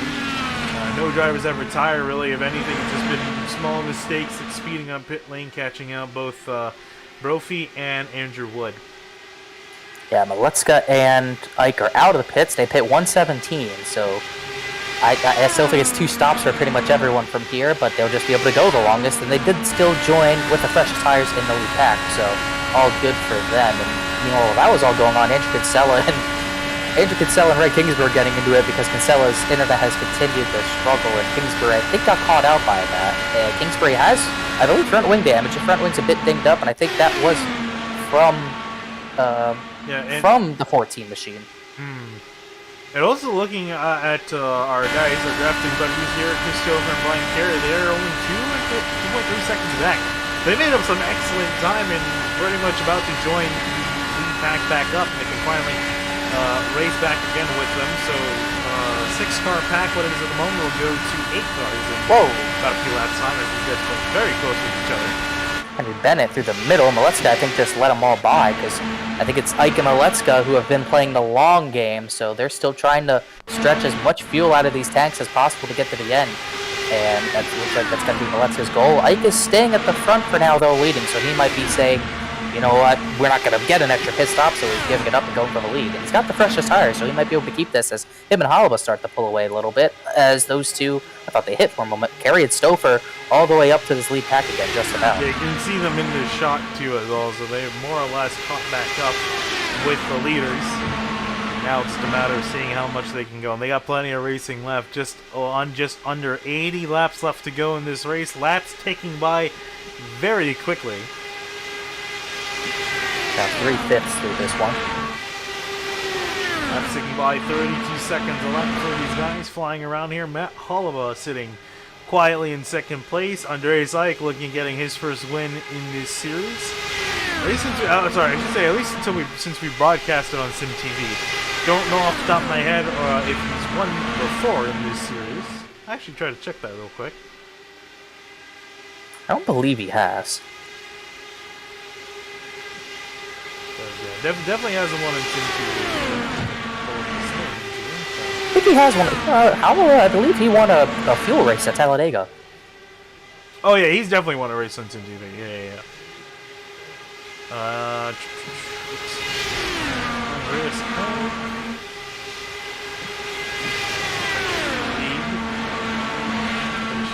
Okay, he's had 2 wins. Oh. He has won a race in Sim TV. At least think he did. He won March 2020. Yeah, I'm pretty sure that was. Oops, Daisy. Huh. It's been a while though. It's been a year and a half.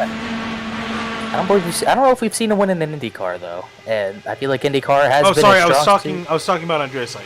Oh, Andreas Ike, excuse me. No, we have seen him win. I thought we were talking about Holloway this whole time, but yes, Ike has won before, and he showed he's had speed to win. And like we said earlier, the consistency is really the only reason he's not in the championship fight. He just didn't have the consistent finishes that Adam Blocker and Philip Kraus did, but he's still been a strong competitor all season long.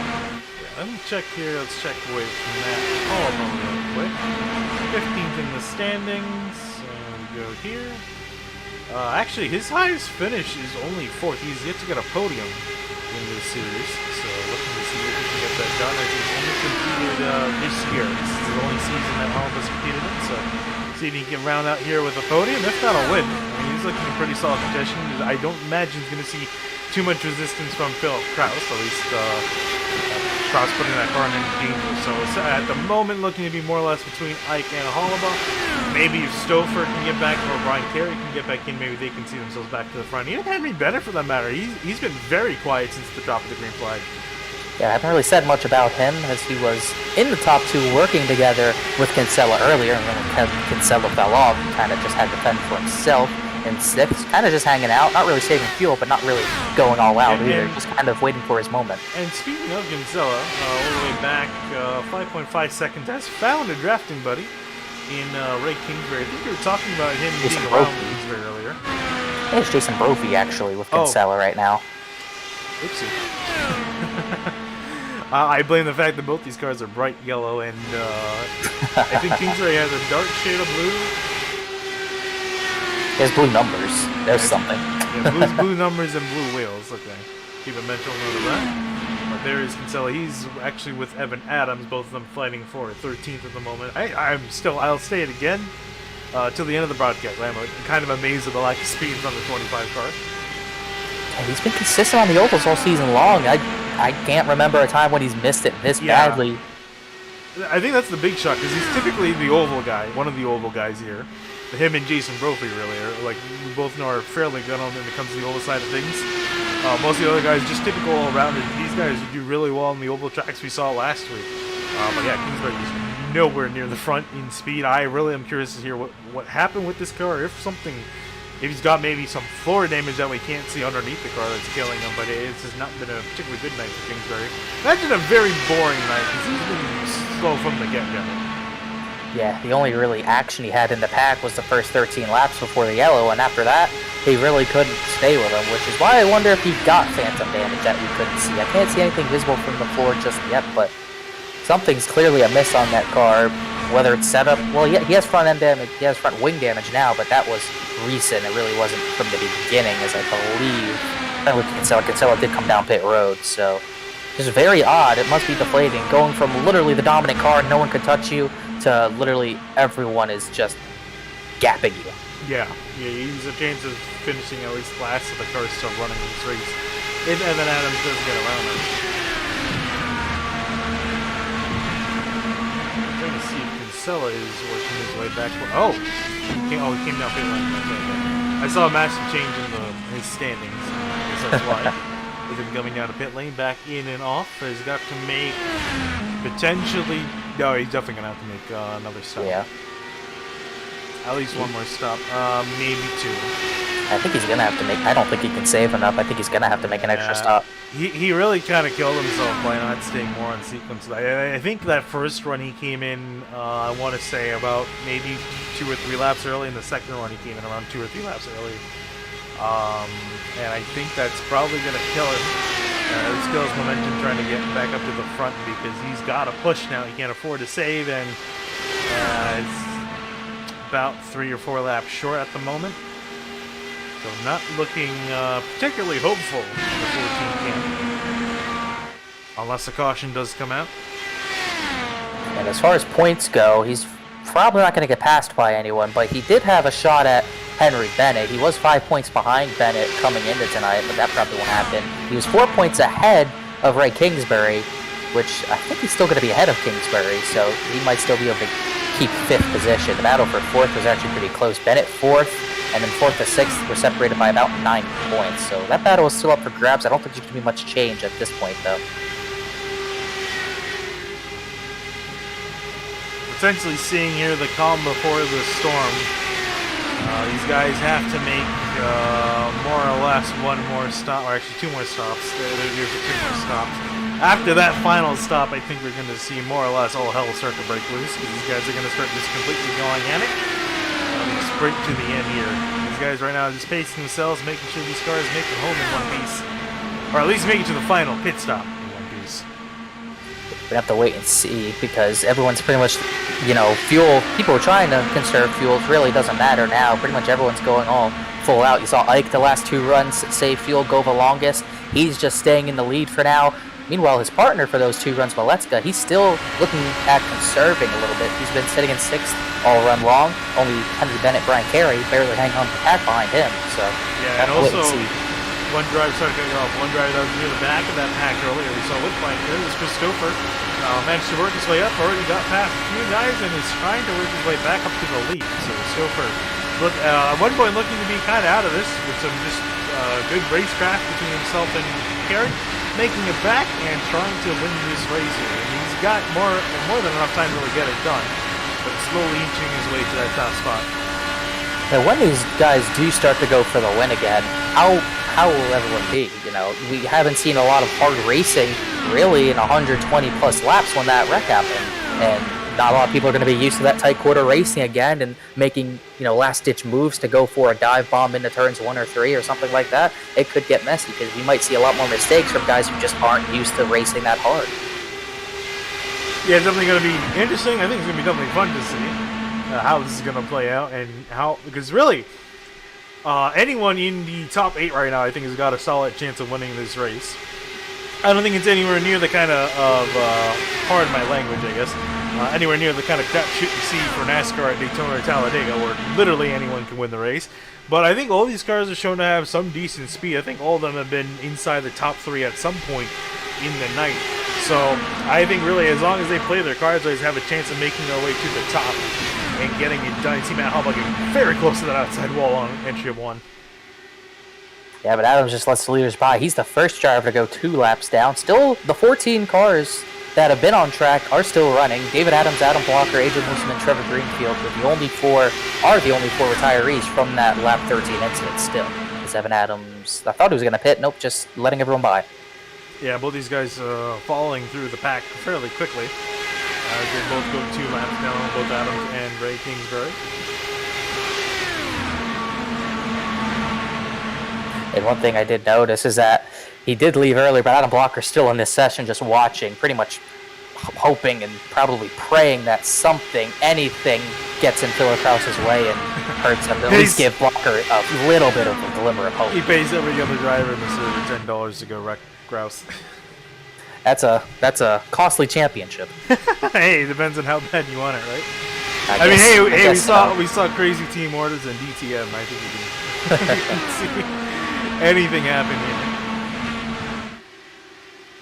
literally nothing's out of a window. Like we said, Philip Kraus still has 2 more pit stops to go mistake-free. If he has a mistake on one of his pit stops, it's going to send him back pretty far down the order. If he drops all the way back to 14th, I don't think he wins a championship in that situation. Depending on how tight the points are, we don't know, but it would definitely give Blocker that glimmer of hope. Yeah, I think, though, the amount of people that have made a mistake, I don't think he's going to drop that far back. I think, if anything, he may drop back close to probably around 10th place, which is where Jason Brophy should, at the moment, probably cycle out as Kinsella is behind him. 1 pit stop ahead.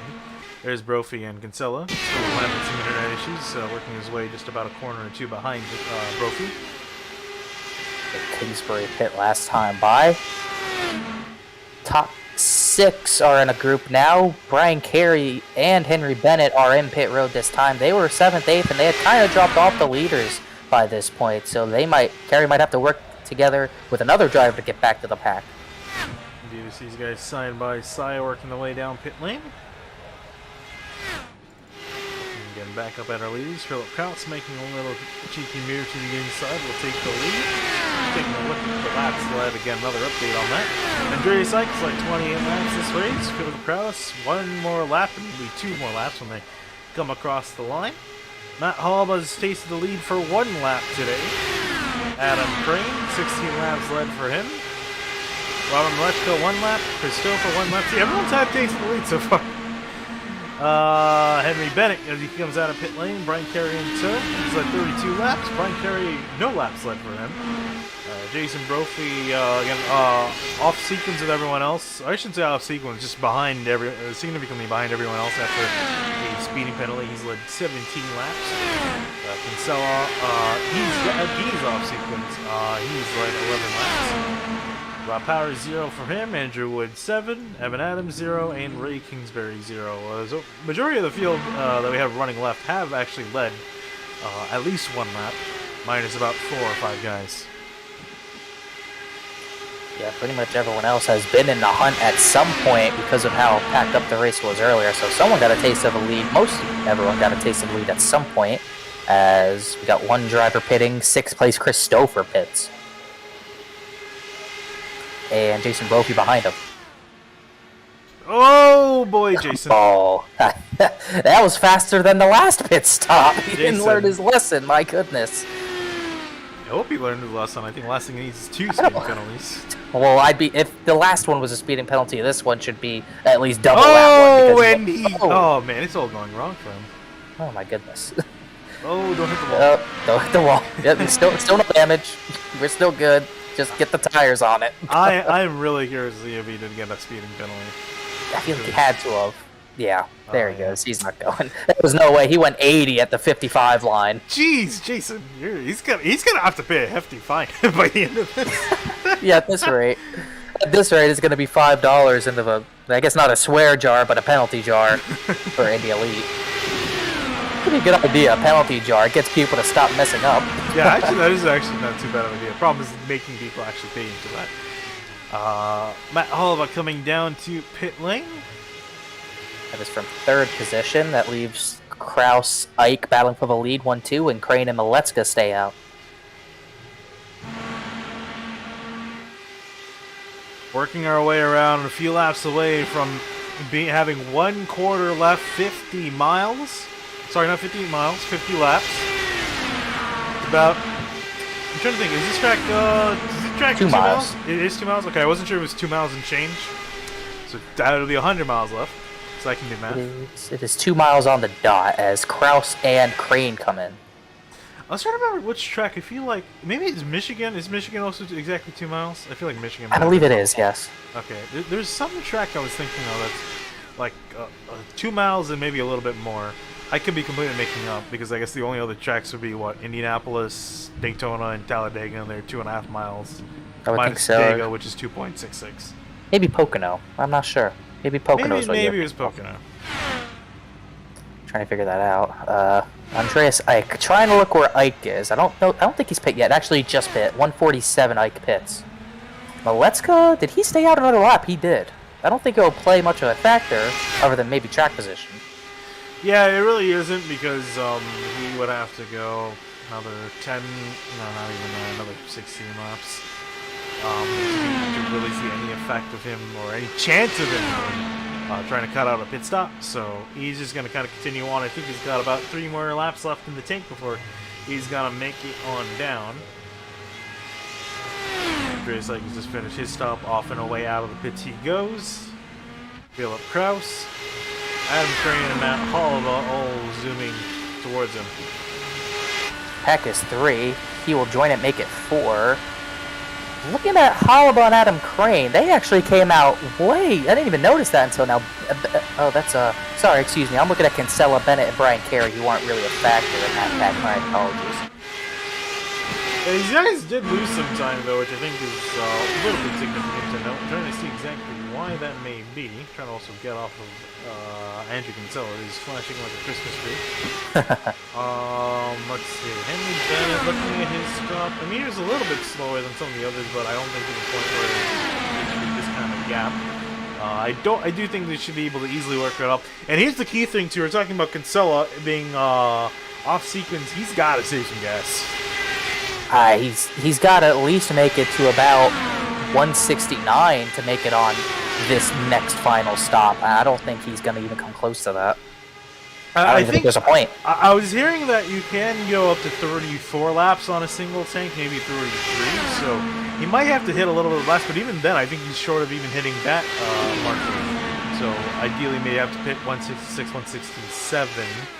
I think he may be a lap or 2 short of that. So, and the problem is he's the person leapfrogging. If I was him, I would say, Brian, you're in a better place. You do it. Maletska just finally comes into pit road on lap 151. That was a very long run for him. That's probably the longest run we've seen in a while. 33 laps. Compared to the runs earlier, it's not very long, but compared to how the speeds picked up and the fuel, you burn a lot more of it. That was a pretty long run. It won't play much of a factor. If anything, his next stop will be about 17 laps to go, so it will be the latest one stopping. And also, it does look like Jason Brophy has called it quits after his second speeding incursion. The penalty jar is going to get a lot of money if he continues. I guess these guys do have one more stop left. I think you figured best, again, as you mentioned, best to save his money. It's unfortunate to see because he had a very quick car, had a very solid chance of winning the race, but again, two speeding penalties, he can't afford to have that and also expect to be up on top. So unfortunate end to Jason Brophy's night. These are 13 cars left, 9 of which on the lead lap. It may sound very boring on paper. There are many competitive cars left. We still have no clue who's going to win this race. It's getting a bit more racy. Adam Crane has jumped the race lead now. Hollova second, Kraus, Ike, and Maletska the top 5. This is the entire lead pack, I believe. 6th place, Brian Carey. And I believe that's Kinsella. Actually, Kinsella just came down, so I believe that's Henry Bennett he's working with. Still trying to get back to the lead pack. 3.1 seconds back. There is that pack, that second group of cars, now a tango. And Christopher. Henry Bennett and Christopher, as you mentioned. You see 3 wide for the lead. These guys are really starting to pick it up here. Kraus at the inside. You see Crane in the middle. Hollova up top, trying to cut back down mid-corner. Can't quite get it done. Gonna have to sit back in line here, get a little bit of a tow down the front straightaway. And that second pack, or that second line, is Henry Bennett and Brian Carey. Christopher 5 seconds behind him. Not sure what happened, but he is all on his own as far as the lead lap cars. He's only got Evan Adams and Andrew Kinsella with him. Yeah, this is not an ideal situation for Kinsella in any aspect of it. So. I don't know if you can see this, but for the first time in a while, Adam Blocker actually has front wheels. So there's progress on that 74 camp in the garage, at least. I mean, I will say it's taken very long to get the backup car out on track. I think they went to go have dinner. New engine in it. They went to go have dinner at a local joint, then decided to whip the backup car out. But yeah, I highly doubt he would get back out on track. He would only be able to pass one car. I don't think that's gonna really affect his championship hopes. You might, you never know. I don't know. Kraus has gotten a decent amount of bonus points, but I mean, you always got to at least try, I assume. And that one spot, we don't know the point situation. It could be a really big spot to get, depending on what happens later in this race. So, it really does, especially because Kraus looking a little bit more racy. Went to go lead that lap, Green saying no thank you, please stay back. And he goes to the inside, dives it up, and going to take the lead away from Phil Kraus.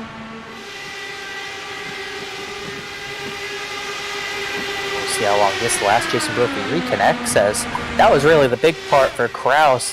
Jason Brophy disconnecting and potentially retiring from this race. What we were just talking about, Blocker getting that extra spot. That makes, if Blocker somehow does get back on track to get that extra spot, Brophy retiring makes that gap for Kraus much more comfortable. It really does his one position less he has to lose lap. In case things do go south, and with racing, you never quite know when it can. Could happen now, could happen 10 laps from now, could happen right at the white flag. So, we'll have to see, really, and you guys got to stay tuned to find out, because again, any one of these guys in this pack can win this race. All these cars are very competitive out there. Trying to see if the car is just ahead of our leaders. And Bob Powers. Running in 11th place, there he is. Currently 1 lap down, about to go 2 laps down if these guys get around him. Which they should. Probably no problem. Don't think he'd put too much of a fight up. Yeah, as mentioned, no real fight. There goes Adam Crane, Kraus, Oliver, all working the way on through. Taking a look back at the next group in. Sorry to cut you off. Next group in behind Henry Bennett, Brian Carey, slowly trying to work the way back up. And Brian Carey really can't catch a break. Now, he just caught back up to these guys. Again, not exactly sure if he made a mistake or something down on pit lane, but he's now found himself in another situation where he has to race back up to the field. Unfortunately, he doesn't have too much time to play around with just over 40 laps to go. Yeah, he and Christopher worked really well together, but Henry Bennett, the connection just really isn't there. They lost 0.3 of a second last time by, and that was probably because the leaders got a tow off the lap car of Rob Powers. I gotta say, Kinsella is probably one of the worst cars to work with. There's no personal dig at Kinsella. It's just purely the fact that his internet is not stable, and you really lose a lot of time because you're not getting the draft off the car that's disconnected. It just really irks this kind of run. Yeah, I still don't know really what happened to Stoker on pit entry and exit, but he lost way more time than anyone else. And like you said, Kinsella, with his internet issues, you can't draft off him a lot, and you can't really slipstream. Either he can't slipstream or you can't slipstream off of him, so you lose so much time doing that. Yeah, because then you just end up side by side and not really going anywhere. So it's just kind of got to hope that his internet is somewhat stable for an okay amount of time, but they are 8 seconds behind the leaders. It's going to be a bit of a long shot to have him get back into contention for this. Yeah, unless something happens on the next set of pit stops, this is pretty much the 5 we're going to see racing for the win. Henry Bennett, Brian Carey aren't making up much time.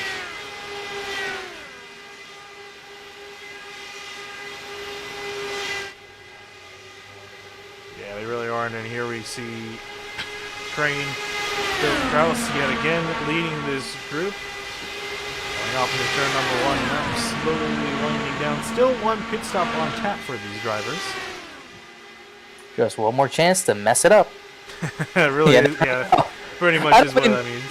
And that's not for Kraus. I'm not wishing anything bad on Kraus, but we've seen mistakes happen on pit stops. Jason Brophy, really fast car, took him out of contention for any sort of race. And Andrew Wood, he also looked fast in the lead pack, and that pretty much screwed his race. He's still running top 10, but all upset, that's a lap down. And he's just, completely thrown away what could have been a top 5 or podium, even a race-winning run. So it's very easy to speed because you think you have a lot of security on these brakes, but those tires get worn, you do not slow down as well as you think you can. Yeah, absolutely. And you also see the gap between the leading pack, the second pack, and the third pack. We use the term pack loosely. There's not too many cars left in these packs, really the main one being the top 5 all duking out here, what you can see on screen. But let's go lay in the background. You see the 91 just laying a little bit back. I think he's kind of smelling what's coming, just going to give a little bit of a gap in case the car goes flying up into the catchment, and that he can avoid it. And also, I forgot to turn off the origin there. Got a little bit of a notification.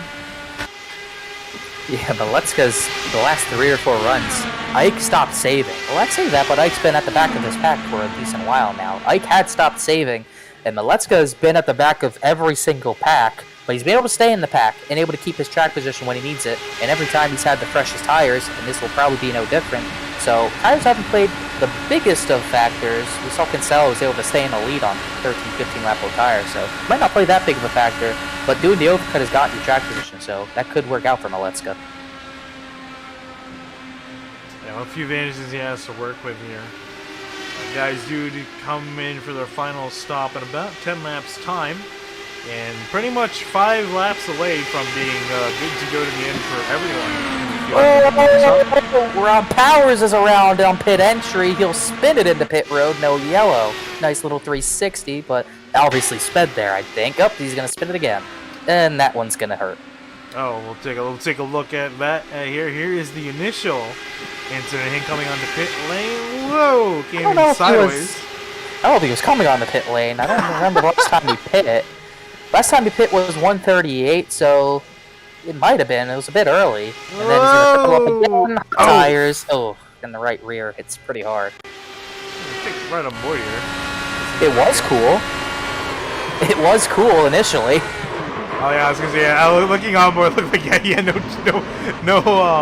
intention. No intention of coming out of pit lane. And he got in the first gear and throttled up. And you know what? I think especially him getting loose on pit lane, I think the point set is the weight jacker. I think had that set a little bit too high.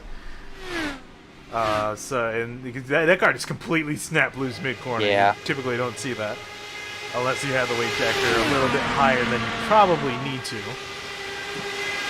Yeah, Ray Kingsbury's still kind of wiggling a little bit, but he somehow hasn't gotten that sideways yet, and he looked to have the worst driving car out here, so he's been able to keep it all in one piece so far. Yeah, keyword there so far, with still just over 30 laps left in this race. Adam Crane duking and diving with Philip Kraus. No real change here again. This, I said earlier, was the calm before the storm. You're starting to see it get a little bit more intense. Some guys making more moves. Really, if anything, you're kind of practicing right now because they all know they have one more pit stop ahead. After that, all bets are off. It's a sprint to the end. Yeah, no doubt about that. It's going to be an absolute chaotic sprint to the finish at this rate. Andrew Wood had a slide on the front stretch, even way past turn 4, but really nothing came of it. He's going to come to pit road, but this is, like you said, it is practice pretty much. I bet these drivers probably didn't think they'd be practicing with only 4 of their cars around them, but that's just the reality of it, and you kind of got to be able to adjust. You have 2 runs to be able to, formulate it all together. You got this second to last run to adjust, and then the final run to execute. Absolutely. As you see here, these guys working their way on around. Also, really looking at Kinsella, I guess I just kind of or underestimating really how far off Kinsella is. Yeah, he's definitely going to be in a tough situation here because he's a lap down at the moment. 17 laps into his run. Definitely he's not going to be able to stay out another one. I don't know why I was thinking that he could stay out. I think I was just looking at the timing screen the wrong way. But with him being so off sequence, he's going to have to come back in again. So he's going to be pretty much more or less stuck a lap down. As we saw some drivers on the pit lane, that is Henry Bennett making his way down. Threw in the towel on the strategy with Brian Carey, so that leaves Carey all on his own pretty much. Stouffer 3.4 seconds behind, and he's actually gained about a second and a half, even though he's been working with Kinsella. So remember, the common denominator on making that work is Chris Stouffer. Yeah, and the thing is, though, they're running out of laps to do anything, really, as it looks like Brian Carey has also come down to, I guess, rejoin his drafting partner. Again, you can very much make it to the end of the race from here. Evan Adams comes in. 172. Yes, that should be good enough to make it on fuel. Yes. And I'm curious to see when everyone else is going to come and make their final trip of the day. Essentially the money stop here. And not so much the stop itself, it's always a matter of making sure you don't speed on pit lane. And if anything, I guess not overshooting your box, because that could also ruin valuable seconds. And don't spin on pit exit either. We've seen that happen before. I've seen that happen before. I've done it before in an official IndyCar race, and it's very embarrassing, and it could throw away the entire race for a bunch of drivers. So yeah, I just did that a few days ago. I spun out of pit lane a few days ago. Did you see that? I did not see that. It's a sinking feeling when that happens. It was in the outsider race at Dover. Oh, no, I did see that. I was spotting someone and I saw that, but that was under yellow. That was even less excusable. The next-gen car. Yeah, well, what happened was I was like, oh, this is gonna be like cars. I'm gonna just narrowly beat the pace car off pit road, and I managed to by just a hair. And then I just reduced the throttle, and around she went. Yeah, that was like the scene in Cars where Lightning McQueen barely beats out the leaders. Instead of beating him out, he spins, and the movie ends. that would have loved to see that. You don't get any sequels if he doesn't have the rest of the race. In an alternate universe. Yeah, Chris Stouffer came down to pit road. He gets his tires. He can make it to the end. We'll see where he rejoins. Actually, he's not gonna rejoin. Yeah, I just saw him jump out of the car. What? Let's see. This would be number 3 on speeding penalties. Did he speed though? He hit the line at about 70, so it's possible. Oh, yeah, I think that if you don't give up enough, sometimes it's weird. I don't know if they necessarily have sectors programmed in, but I do know if you slow down like below the speed limit, it kind of averages out quick enough. I don't think there's any necessarily defined point. Could be wrong on that, but if you do slow down enough, it'll kind of forgive you and let you carry on. But yeah, if not, you're gonna get a speeding penalty, and yep, as mentioned, in the third victim of the day to pit lane. Kinsella's going to come down pit lane, so he's not even going to bother stretching the fuel as far as it can go. And here comes down Adam Crane, Philip Kraus, down for their final stops of the day, nice and tidy, no shenanigans from these two. These are the main two to look at, because we haven't been really paying attention to the race for the lead, because it really wasn't a race, because they were just swapping, but these two have been the guys swapping the lead back and forth the last 2 runs, and really no one's challenged them. So Crane and Kraus, even though Malecka might have a tire advantage, and so will the others, it's hard to, bet against these two having a best chances at the win. And nice. Oh! No! I was saying, making sure don't overshoot your box. Overshot by a little bit, may not really be too big of a thing. I mean, he's coming out fairly close behind Kerry, but it's the little things that count. Ooh, boy, that was... he's not going to have his draft, really, though. Yeah, he is, and I think he's going to be more aligned to maybe... Yeah, I mean, he has Kingsbury here, can try to leech off of a little bit. It's not championship ending, but it's... Oh, no. Not at all. Let's just make sure everyone knows that, but this is... I don't know if he's going to stay in the lead pack. I don't know... He's going to really have to work with Kingsbury here, use him as a bit of a bridge here to get that Adam Crane. Yeah, I will say out of all the stops to have an issue like that, probably the worst one. I would agree. Yeah, so he is currently, I mean, he's 1.4 seconds back from Crane and closing. There's Matt Hollaba working his way back out on track. And I think we see Kraus here try to leech off of. Yep, there is Kingsbury going by. There's Kraus zooming on by. He's going to pass both Hollaba and, it seems, Kingsbury. Did Hollaba have an issue? Because he probably should have came out closer to Crane. Yeah, I'm looking. He didn't have an issue, so... He might have just come on, I think, a little too slow. I think was trying to be a little bit more conservative. I don't blame him, because you can mess up quite a bit and get a speeding penalty or completely overshoot your box. I think it might have just been on the opposite end of the spectrum, just a little bit too conservative, and lost some time there. Oh, hello, 3 wide. Wide by Evan Adams. Yeah, some guys working around. There's Andreas Ike coming in for his final stop. Nice for him.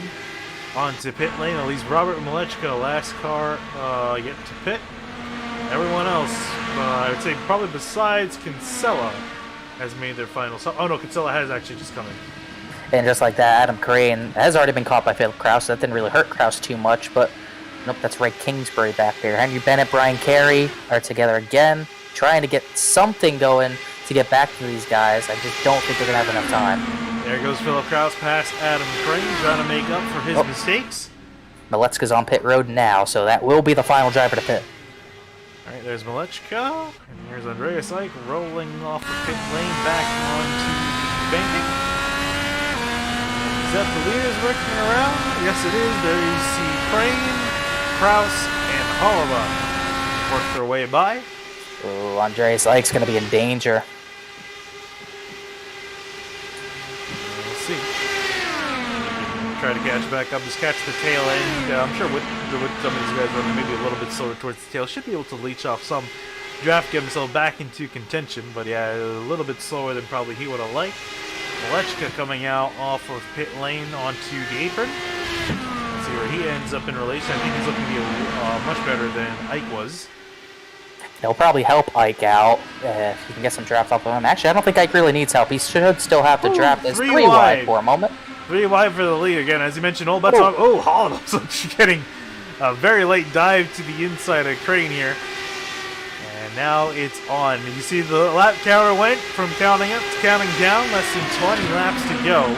18 laps to go specifically as this time at the stripe. And 5 guys in contention for the win here. Philip Kraus, more or less, unless things go completely south from here on out. He's got the championship locked up now. It's just a matter of getting a race win. Halaba trying to end that. Trying to get his first win of the series as he works his way to the inside. It's been all Adam Crane and Philip Kraus for the last about maybe 60 laps or so, and now we're going to have new players like Halaba, Andreas Ike racing for the lead. What are we going to see? We're going to see drivers maybe lay back until the final 5 laps or so. Maybe people want to go for the lead right now. I'd say they want to go right now. They go 3 wide again. Yeah, we haven't seen a lot of 3 wide action since the drop of the green flag. Malechko wasting no time to the inside, and he's going to take that back. And he's got the freshest tire, so we'll see how much of a factor that plays. I'd say not much. That draft is just too strong as Kraus is going to go right back for the lead into turn 3. Halaba looks low, doesn't really have the run. He'll go lower. One thing I want to point out, too, before we really start to focus on this battle is these guys side by side. As they start the battle, they're going to be running some slower lap times. Not too terribly far off in the distance as Brian Carey and Henry Bennett. Will they be able to catch them in time? I'm not quite sure, but may not want to count them out completely just yet. And once again, Ray Kingsbury could act as a bridge as Rob Powers does officially retire from the race. Kingsbury is not exactly fully in the draft right now as Philip Kraus. I didn't even notice that Philip Kraus drops out, and that's pretty much him saying, I don't want any risks right now. I am just finishing this one. Yeah, I'm kind of surprised how quickly he dropped out of that. I'm not sure. It almost looked like he hit something and was pulling out a line. Yeah, no, this is him just pulling down low on the back straight away, as you mentioned. He's saying, yeah, you guys have fun. I'm just going to ride here in 5th. That must be such a hard decision to make, though, to give up a chance at a race win, but, you know, the fact of the matter is the bigger picture is the championship. Considering he has 6 wins this season, I don't think he's quite missing victory lane. Victory is a victory lane. I will say, though, with him yielding out of this battle, I was going to point it out sooner, but with him kind of yielding and showing that he's probably not going to fight for the win, at least too terribly much. The top 4, none of these guys have a win this season, so all of them are fighting for the first win of the season. Some the first of their career here at the Indy Elite Series, so it's gonna be a fun battle to watch. Some of them don't even have podiums all season long, so think of how much of a big difference a win would make. Malechko, Halaba, Ike, Crane, Kraus, your top 5 here. Pass to the outside. Haven't seen passes made to the outside really all race. Everyone just dives to the inside. So, see, I think Halaba just wants some positioning on the top. Nick Malechko maybe use his tire up there. Not quite sure, but he won't get the pass done. Ike's pretty much pushing Halaba along as much as he can. So we're starting to see some snaking happen. You start to see someone look at the draft that Halaba gets, going to work to that outside lane. We've seen that outside lane work pretty well. We saw Blocker was getting freight trained out there, but with a smaller pack, not sure how much the effect's going to be, but you see the run off the corner get some as well as the draft. Big slingshot down the front straightaway. I just don't think it's enough to really make the pass, though. He's just, if he goes to the bottom, he completes the pass, but maybe this is just him sort of waiting it out without waiting it out. He's not waiting because he's obviously going for the race lead, but he also is waiting because he could easily complete this pass on the bottom, and he's choosing not to. He's choosing to go to the top, kind of to prolong this. Yeah, another thing that could also come into play is the fact, I mean, you don't have to completely clear the car. You just have to be a nose ahead by the time you get to the line. So, if anything, could try to practice a run towards the line. Just maybe get a decent run off for the final few corners and slingshot out the pass. Hard thing to pull off, not easy by any stretch of the imagination. We'll see what he's going to do. Andreas Ike also waiting in the wings here. Yeah, Malechko not trying to give that slipstream to Halaba that much, really, as he's not really forcing him to go high. He's staying in the middle, so Halaba can go low, if he really wants to, but choosing to stay top and wait it out. But if he waits too long, Andreas Ike's just going to take that position. Yeah, these guys are running lots of lap times, 32.5 last time by, this time by 32.5 again for the leaders. The guys in behind running 32.2 and 32.3, so they're slowly reeling in. Again, once they get to 1 second, they're going to be in that draft. So this could go quickly from being a 5-car fight to a 7-car fight. And imagine these guys are going to show no signs of slowing down once they catch up there. Malechko going to have to give up the bottom here. Ike kind of forced his way to the bottom there. He's going to be able to take the lead. Malechko's going to get the run back. Halaba's going to have a run back. Adam Crane's pretty much just waiting this one out the most of anyone right now, as they're going to be too wide for the lead. too wide for second, excuse me. Everyone's all over the place. Big slipstream from Malechka working to the outside lane, trying to make it work. Everyone giving each other quite a bit of room, at least for now. See how that's going to change in a couple laps time. Some lap cars also. Whoa! Oh, Hollow was going to go 3 middle there, excuse me. He looked for it, but couldn't get it there. Give me a heart attack there. I thought he was going to send it. My goodness. That's a chance to send it now. Look, a little bit of a hole. Closes shut. There you can see Malechka trying to keep him down to the inside. Going to back out Halba. Maybe try to make a slipstream run to the outside. You see Malechka really playing defensive on the top lane, trying to keep Halba out of it. Trying to get the run, and Ike's going to protect the bottom. No passing below that white line, I do believe, so Malechka's going to have to go top. He might clear them all out right. He is. And this is incredible to see, because a lot of times we've seen that the drivers on the inside will typically stay there and protect that lead, but you can see even if they stay to that inside, if you can get enough of a slipstream pass in the outside lane on the straightaway, so that's not ideal, but there we see Malechka in the lead. Halba fighting still on the outside. I think he's going to have to try to maybe do something at the bottom, if not plan a really good run. Yeah, they might have to just let Malechka get out a bit too far, maybe, as I'm still trying to look at 6th and 7th. Carey and Bennett, they'll be within 2 seconds next time by, and with Adam Crane and Philip Kraus kind of laying off these top 3, they have a really good shot of still being in this. Yeah, I mean, they don't need really too many laps with this small Here fight we go. here. They go 3 wide. Up the middle, it goes Andreas Hike. Halba backs out. Malechka trying to keep it stuck to the inside. We'll see how much Ike's going to try to pinch. Still has enough room, but gets a really solid run mid-court. Is going to take the lead coming out of turn 2. I was really surprised Halba just gave up the middle. He tried to do that same move. You figured someone else was going to try that as well, and he did, and he got caught by potentially his own move. Malechka's going to really wash up, even with the newest tires. Does not have the nose pointed, the front wing pointed where he needs it to be right now. Ike powers to the lead. Yeah, you really have to know where you want the car to be in the slipstream and where you want to keep the car out of the dirty air in the corner. It's a very fine line between switching between the two, and really knowing that's going to really determine who's going to be up on top. Evan Adams going a lap down here to the inside as Halba takes the chance to get around Andreas Ike. He'll hold the lead for now, but Ike going to take the lead back as he dives to the bottom. Kraus just sitting back. I'm surprised Adam Crane's still sitting back. When is he going to make the move? He's only going to have 4 more laps to go, and they're piling up at the front. Yeah, I guess he really feels confident that he can try to make a charge with only 4 laps to go. Might have waited too long. We'll see here as they go 3 wide up at the top. It's not too late until probably about a lap to go. Malechka switches top to bottom, elevator move there. He's going to go 3 wide through the middle. Ike leaves it open. Halba leaves it open. He's got the run. What a fantastic fight between these guys. And here comes Crane trying to make a charge. He's trying to make it 4 wide. He's trying to put a 4th lane up there. There you see Malechka and Ike side by side at the line. Halba with a really big run. He's been only really left with that outside lane. He hasn't had too many chances to go middle. As they go 3 wide off into turn 1. And Crane trying to make a 4th lane work. There's no room really. And even these guys on the inside are starting to run out of room. Oh, if I was Philip Kraus, I'd give him about 3 seconds. Oh, here we go. Here we go. Almost 4 wide. 2 by 2 at least heading off into turn number 3. Crane having to back off at the stripe this time around. 2 laps to go. 4 miles left. You see Halba up in the lead, trying to make a move for the lead. Malechka cuts him off. I don't know what the rules are on blocking, but that was a big one by Malechka there on Halba, and that lost a lot of momentum for the top 2. Meanwhile, the bottom 2, Henry Bennett, Brian Carey, are just about a lap or 2 too late, right in the slipstream, but the battle's at the front for the lead. Halba's got the push. Crane's going to not join him. We go 3 wide. Crane now up on top of Ike, out of line, trying to make it work there. Trying to get back, established alongside in this fight. Here we go, 4-car fight for the lead. Oh, Crane trying to go down low. He can't be down there. He's got to back off as we go. White flag is in the air.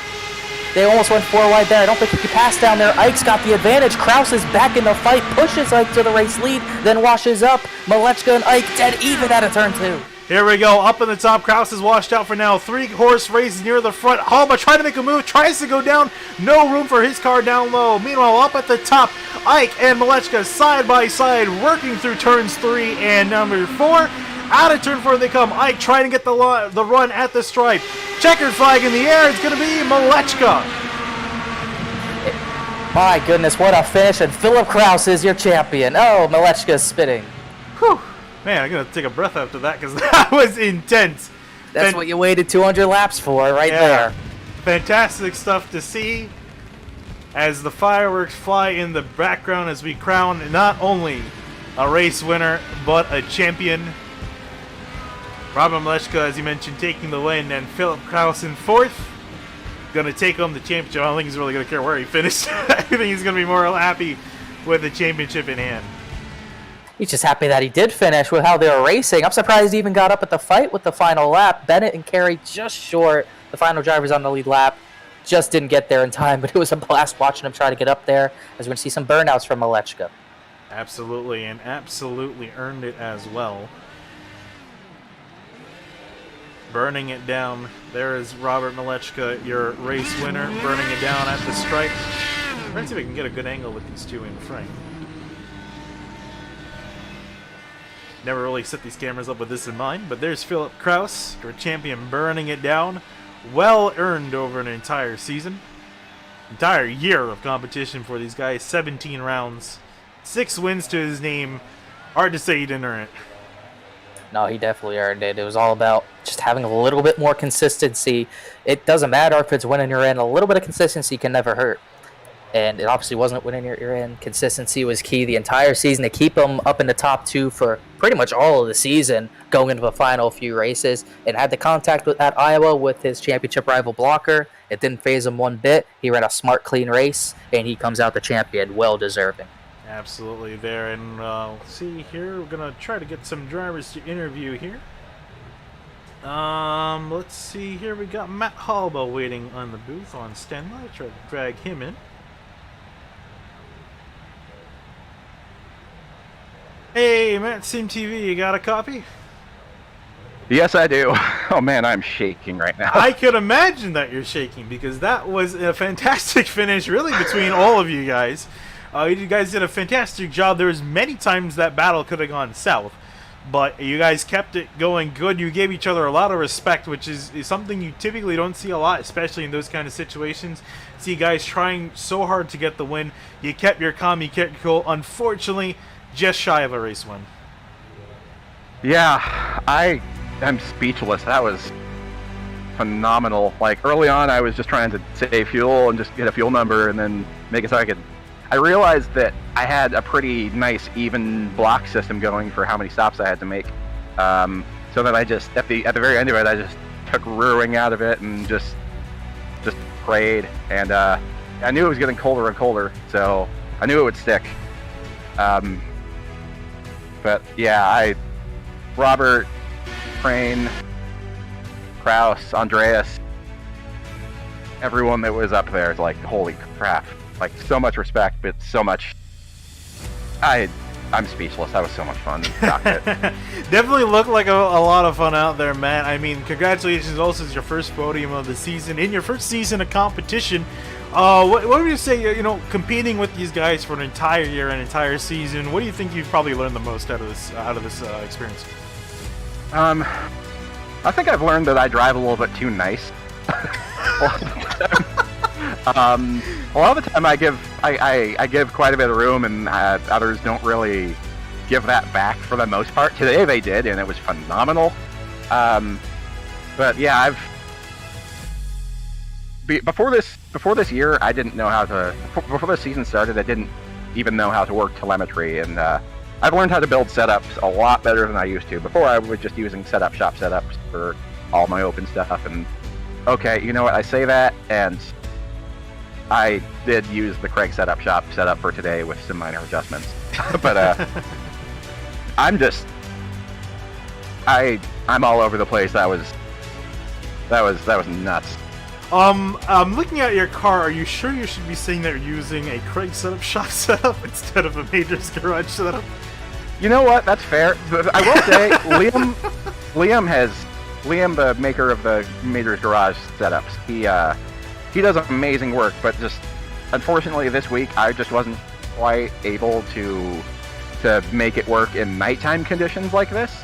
Because in the open right now, they're also at Auto Club and they're running it in noon conditions. So his setup seems to be built more for daytime stuff, and I don't know. I did an A/B test and I felt more comfortable in these conditions using Joshua Chin's Craig Shop setup. Luckily, they are both Joshua Chin and Liam Quinn are both affiliated with each other via being racers for Team Talent. So at least I'm keeping it somewhat in the family, so to speak. But yeah, I'm just messing with you. I just wanted to point. I just thought it was funny to point that out. But Matt, great to talk to you in the booth this season. Finally, logo on my rear wing. That's some slight conflicts of interest on your car, but fantastic to talk. Finally, get a chance to talk to you this season. Hopefully, we're going to be able to talk to you next season. Yep, that was great to have you guys on. All right, and moving on now to our, let's see who we got. We'll talk to Robert Malechka here. Hey, Robert, you got a copy? Yeah, guys, how's it going? Going good. Well, congratulations on your first one. I think you definitely earned it. Yeah, thanks. Hopefully, we put on a show those last 15 or so laps because, quite frankly, those first 180 laps or so were pretty boring. I was riding around, fuel saving. I think me and Andreas I think we were going the longest out of everyone, so we were working well together. And I kept coming out, in the lead group. And once you could stay up front for the last 20 laps, it was winner take all, and luckily made the right moves and got the win. Yeah, absolutely, fantastic job with that. What was I going to ask you? I just kind of lost my train of thought there. Give me a second. You're good. Yeah, I'm really drawing a blank. Wow, this is not good. It happens, man. It happens. Yeah, I guess commercial. Yeah, I want to recap my thoughts. I guess one thing I will ask you though, how up until what lap were you planning on that final run? What lap were you planning on hitting the go button and just trying to duke it out for the win, or were you just going completely since that last pit stop? I want to say 15 laps to go. It seemed like we were kind of dicing it up front, and then Phil, I think, almost died or something. And then when that happened, I'm like, oh, Phil's gone. That's like the majority of the best of the best gone. So try to control the lead. A nice battle with Andreas and Matt there. And yeah, it was tough there at the end. Bottom lane was actually looser than I expected. But I think having the freshest tires out of anyone there definitely helped. Yep, indeed. And you got to say again, congratulations to you, Robert. Not only for your first win, also your first podium of the series, and also just in your first season as well. So hopefully some more fortune to come your way. Yeah, thanks. Hopefully get some more wins next year. It's harder with open setups. I'm not the best with them, so if I'm gonna win, it's gonna be like these big 1.5, 2 miler tracks. So see what we can do next season and also the rest of the Lionheart season. So yeah. All right. Well, Robert, thanks for talking to us, and we'll move finally on to our champion, Philip Kraus. And Mr. Kraus, I think probably to everyone else, it was a bit anticlimactic with Adam Blocker running into some troubles on lap 13. I'm sure for you, a massive sigh of relief, but congratulations on winning a second championship back-to-back. Obviously, it was a sigh of relief when he crashed out, but you don't want to win like that because, we came in separated by 5 points, I think 17 with the drops applied, so it was going to be really interesting between us. I think we had a bit quicker car than the Power Supply guys to get today. So I think if he wasn't caught up in that early crash, it would have been really interesting to see how the points played out. But once he crashed out, it was just I need to finish 8th or higher, I think. So once the final run started and everything started getting a little hectic, I just dropped to the back of that pack and was like, don't want to crash. Might as well just be safe, Yeah, we saw you just pull out and just hit the brakes. And did part of that hurt trying to do that, or were you just completely focused on the bigger goal at hand? And you want to win, because I've already won 6 races this year. It'd be nice to make it 7, but it was just playing the bigger goal, because there's no point trying to race that hard for a win, crashing yourself, and then losing the championship like that. That just looks dumb in hindsight, and when you have such a buffer because the person you're racing crashed out so early, you always just end up playing the long game. Yeah, definitely, absolutely understandable, and it worked out in the end. Really, with your second championship in a row, what can we expect from you from next season? I imagine you're going to try to make it 3 in a row. Oh, it'd be nice, but nothing's ever guaranteed. We'll have to see what happens. I don't know what the plan is for Indy Elite next season, but looking forward to it, definitely. We'll see what happens. Yeah, definitely looking forward to seeing you come back next season. Thanks for talking to us, Philip, and again, congratulations on yet another championship. Thank you. Thank you. Have a good night. All right, and with that, Connor, that's going to wrap up our interviews for tonight. I guess take this chance to go. We had the results scrolling across the top part of the screen. Take a look at the entirety of the results. Again, Robert Maleshka taking the win here at Auto Club. Andreas Ike, the eternal bridesmaid, finishes in second place, 42 thousandths away from a win. Again, it's been a year and a half since his last win. It's going to be a little bit more than that. So it's really unfortunate to see him just get so close, yet be so far. Oh, Connor, I'm having trouble hearing you.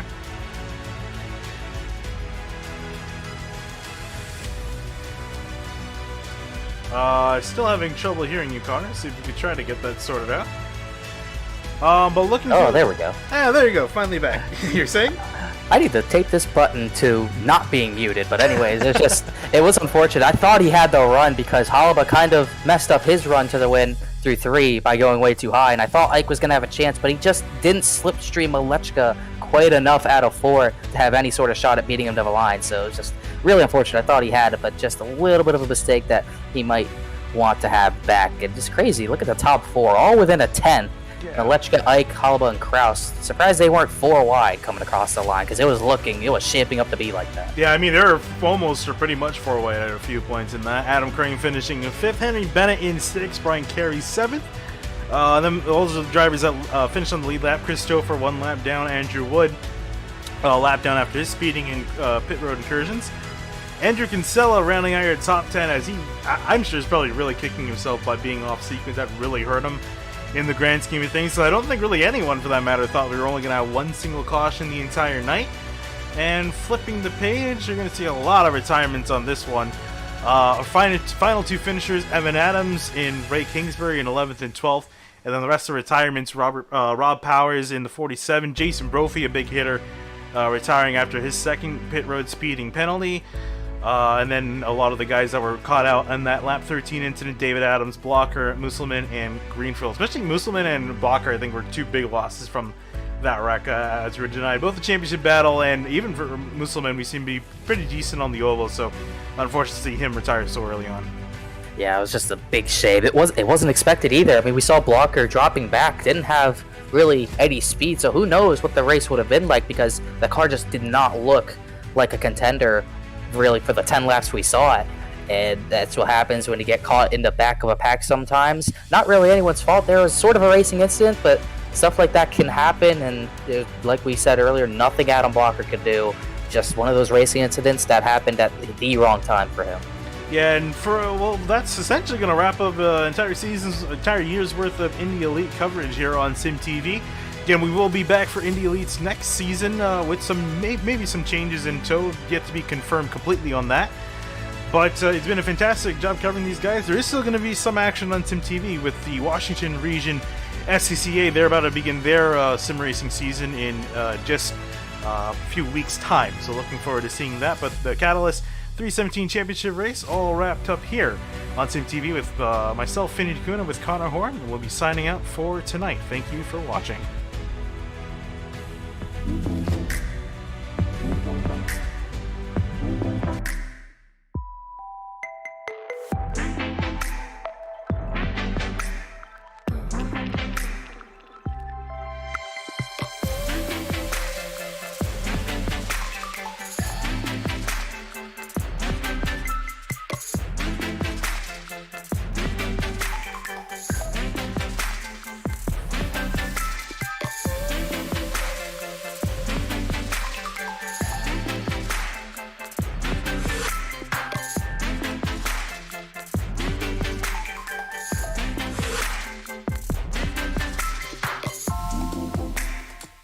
you.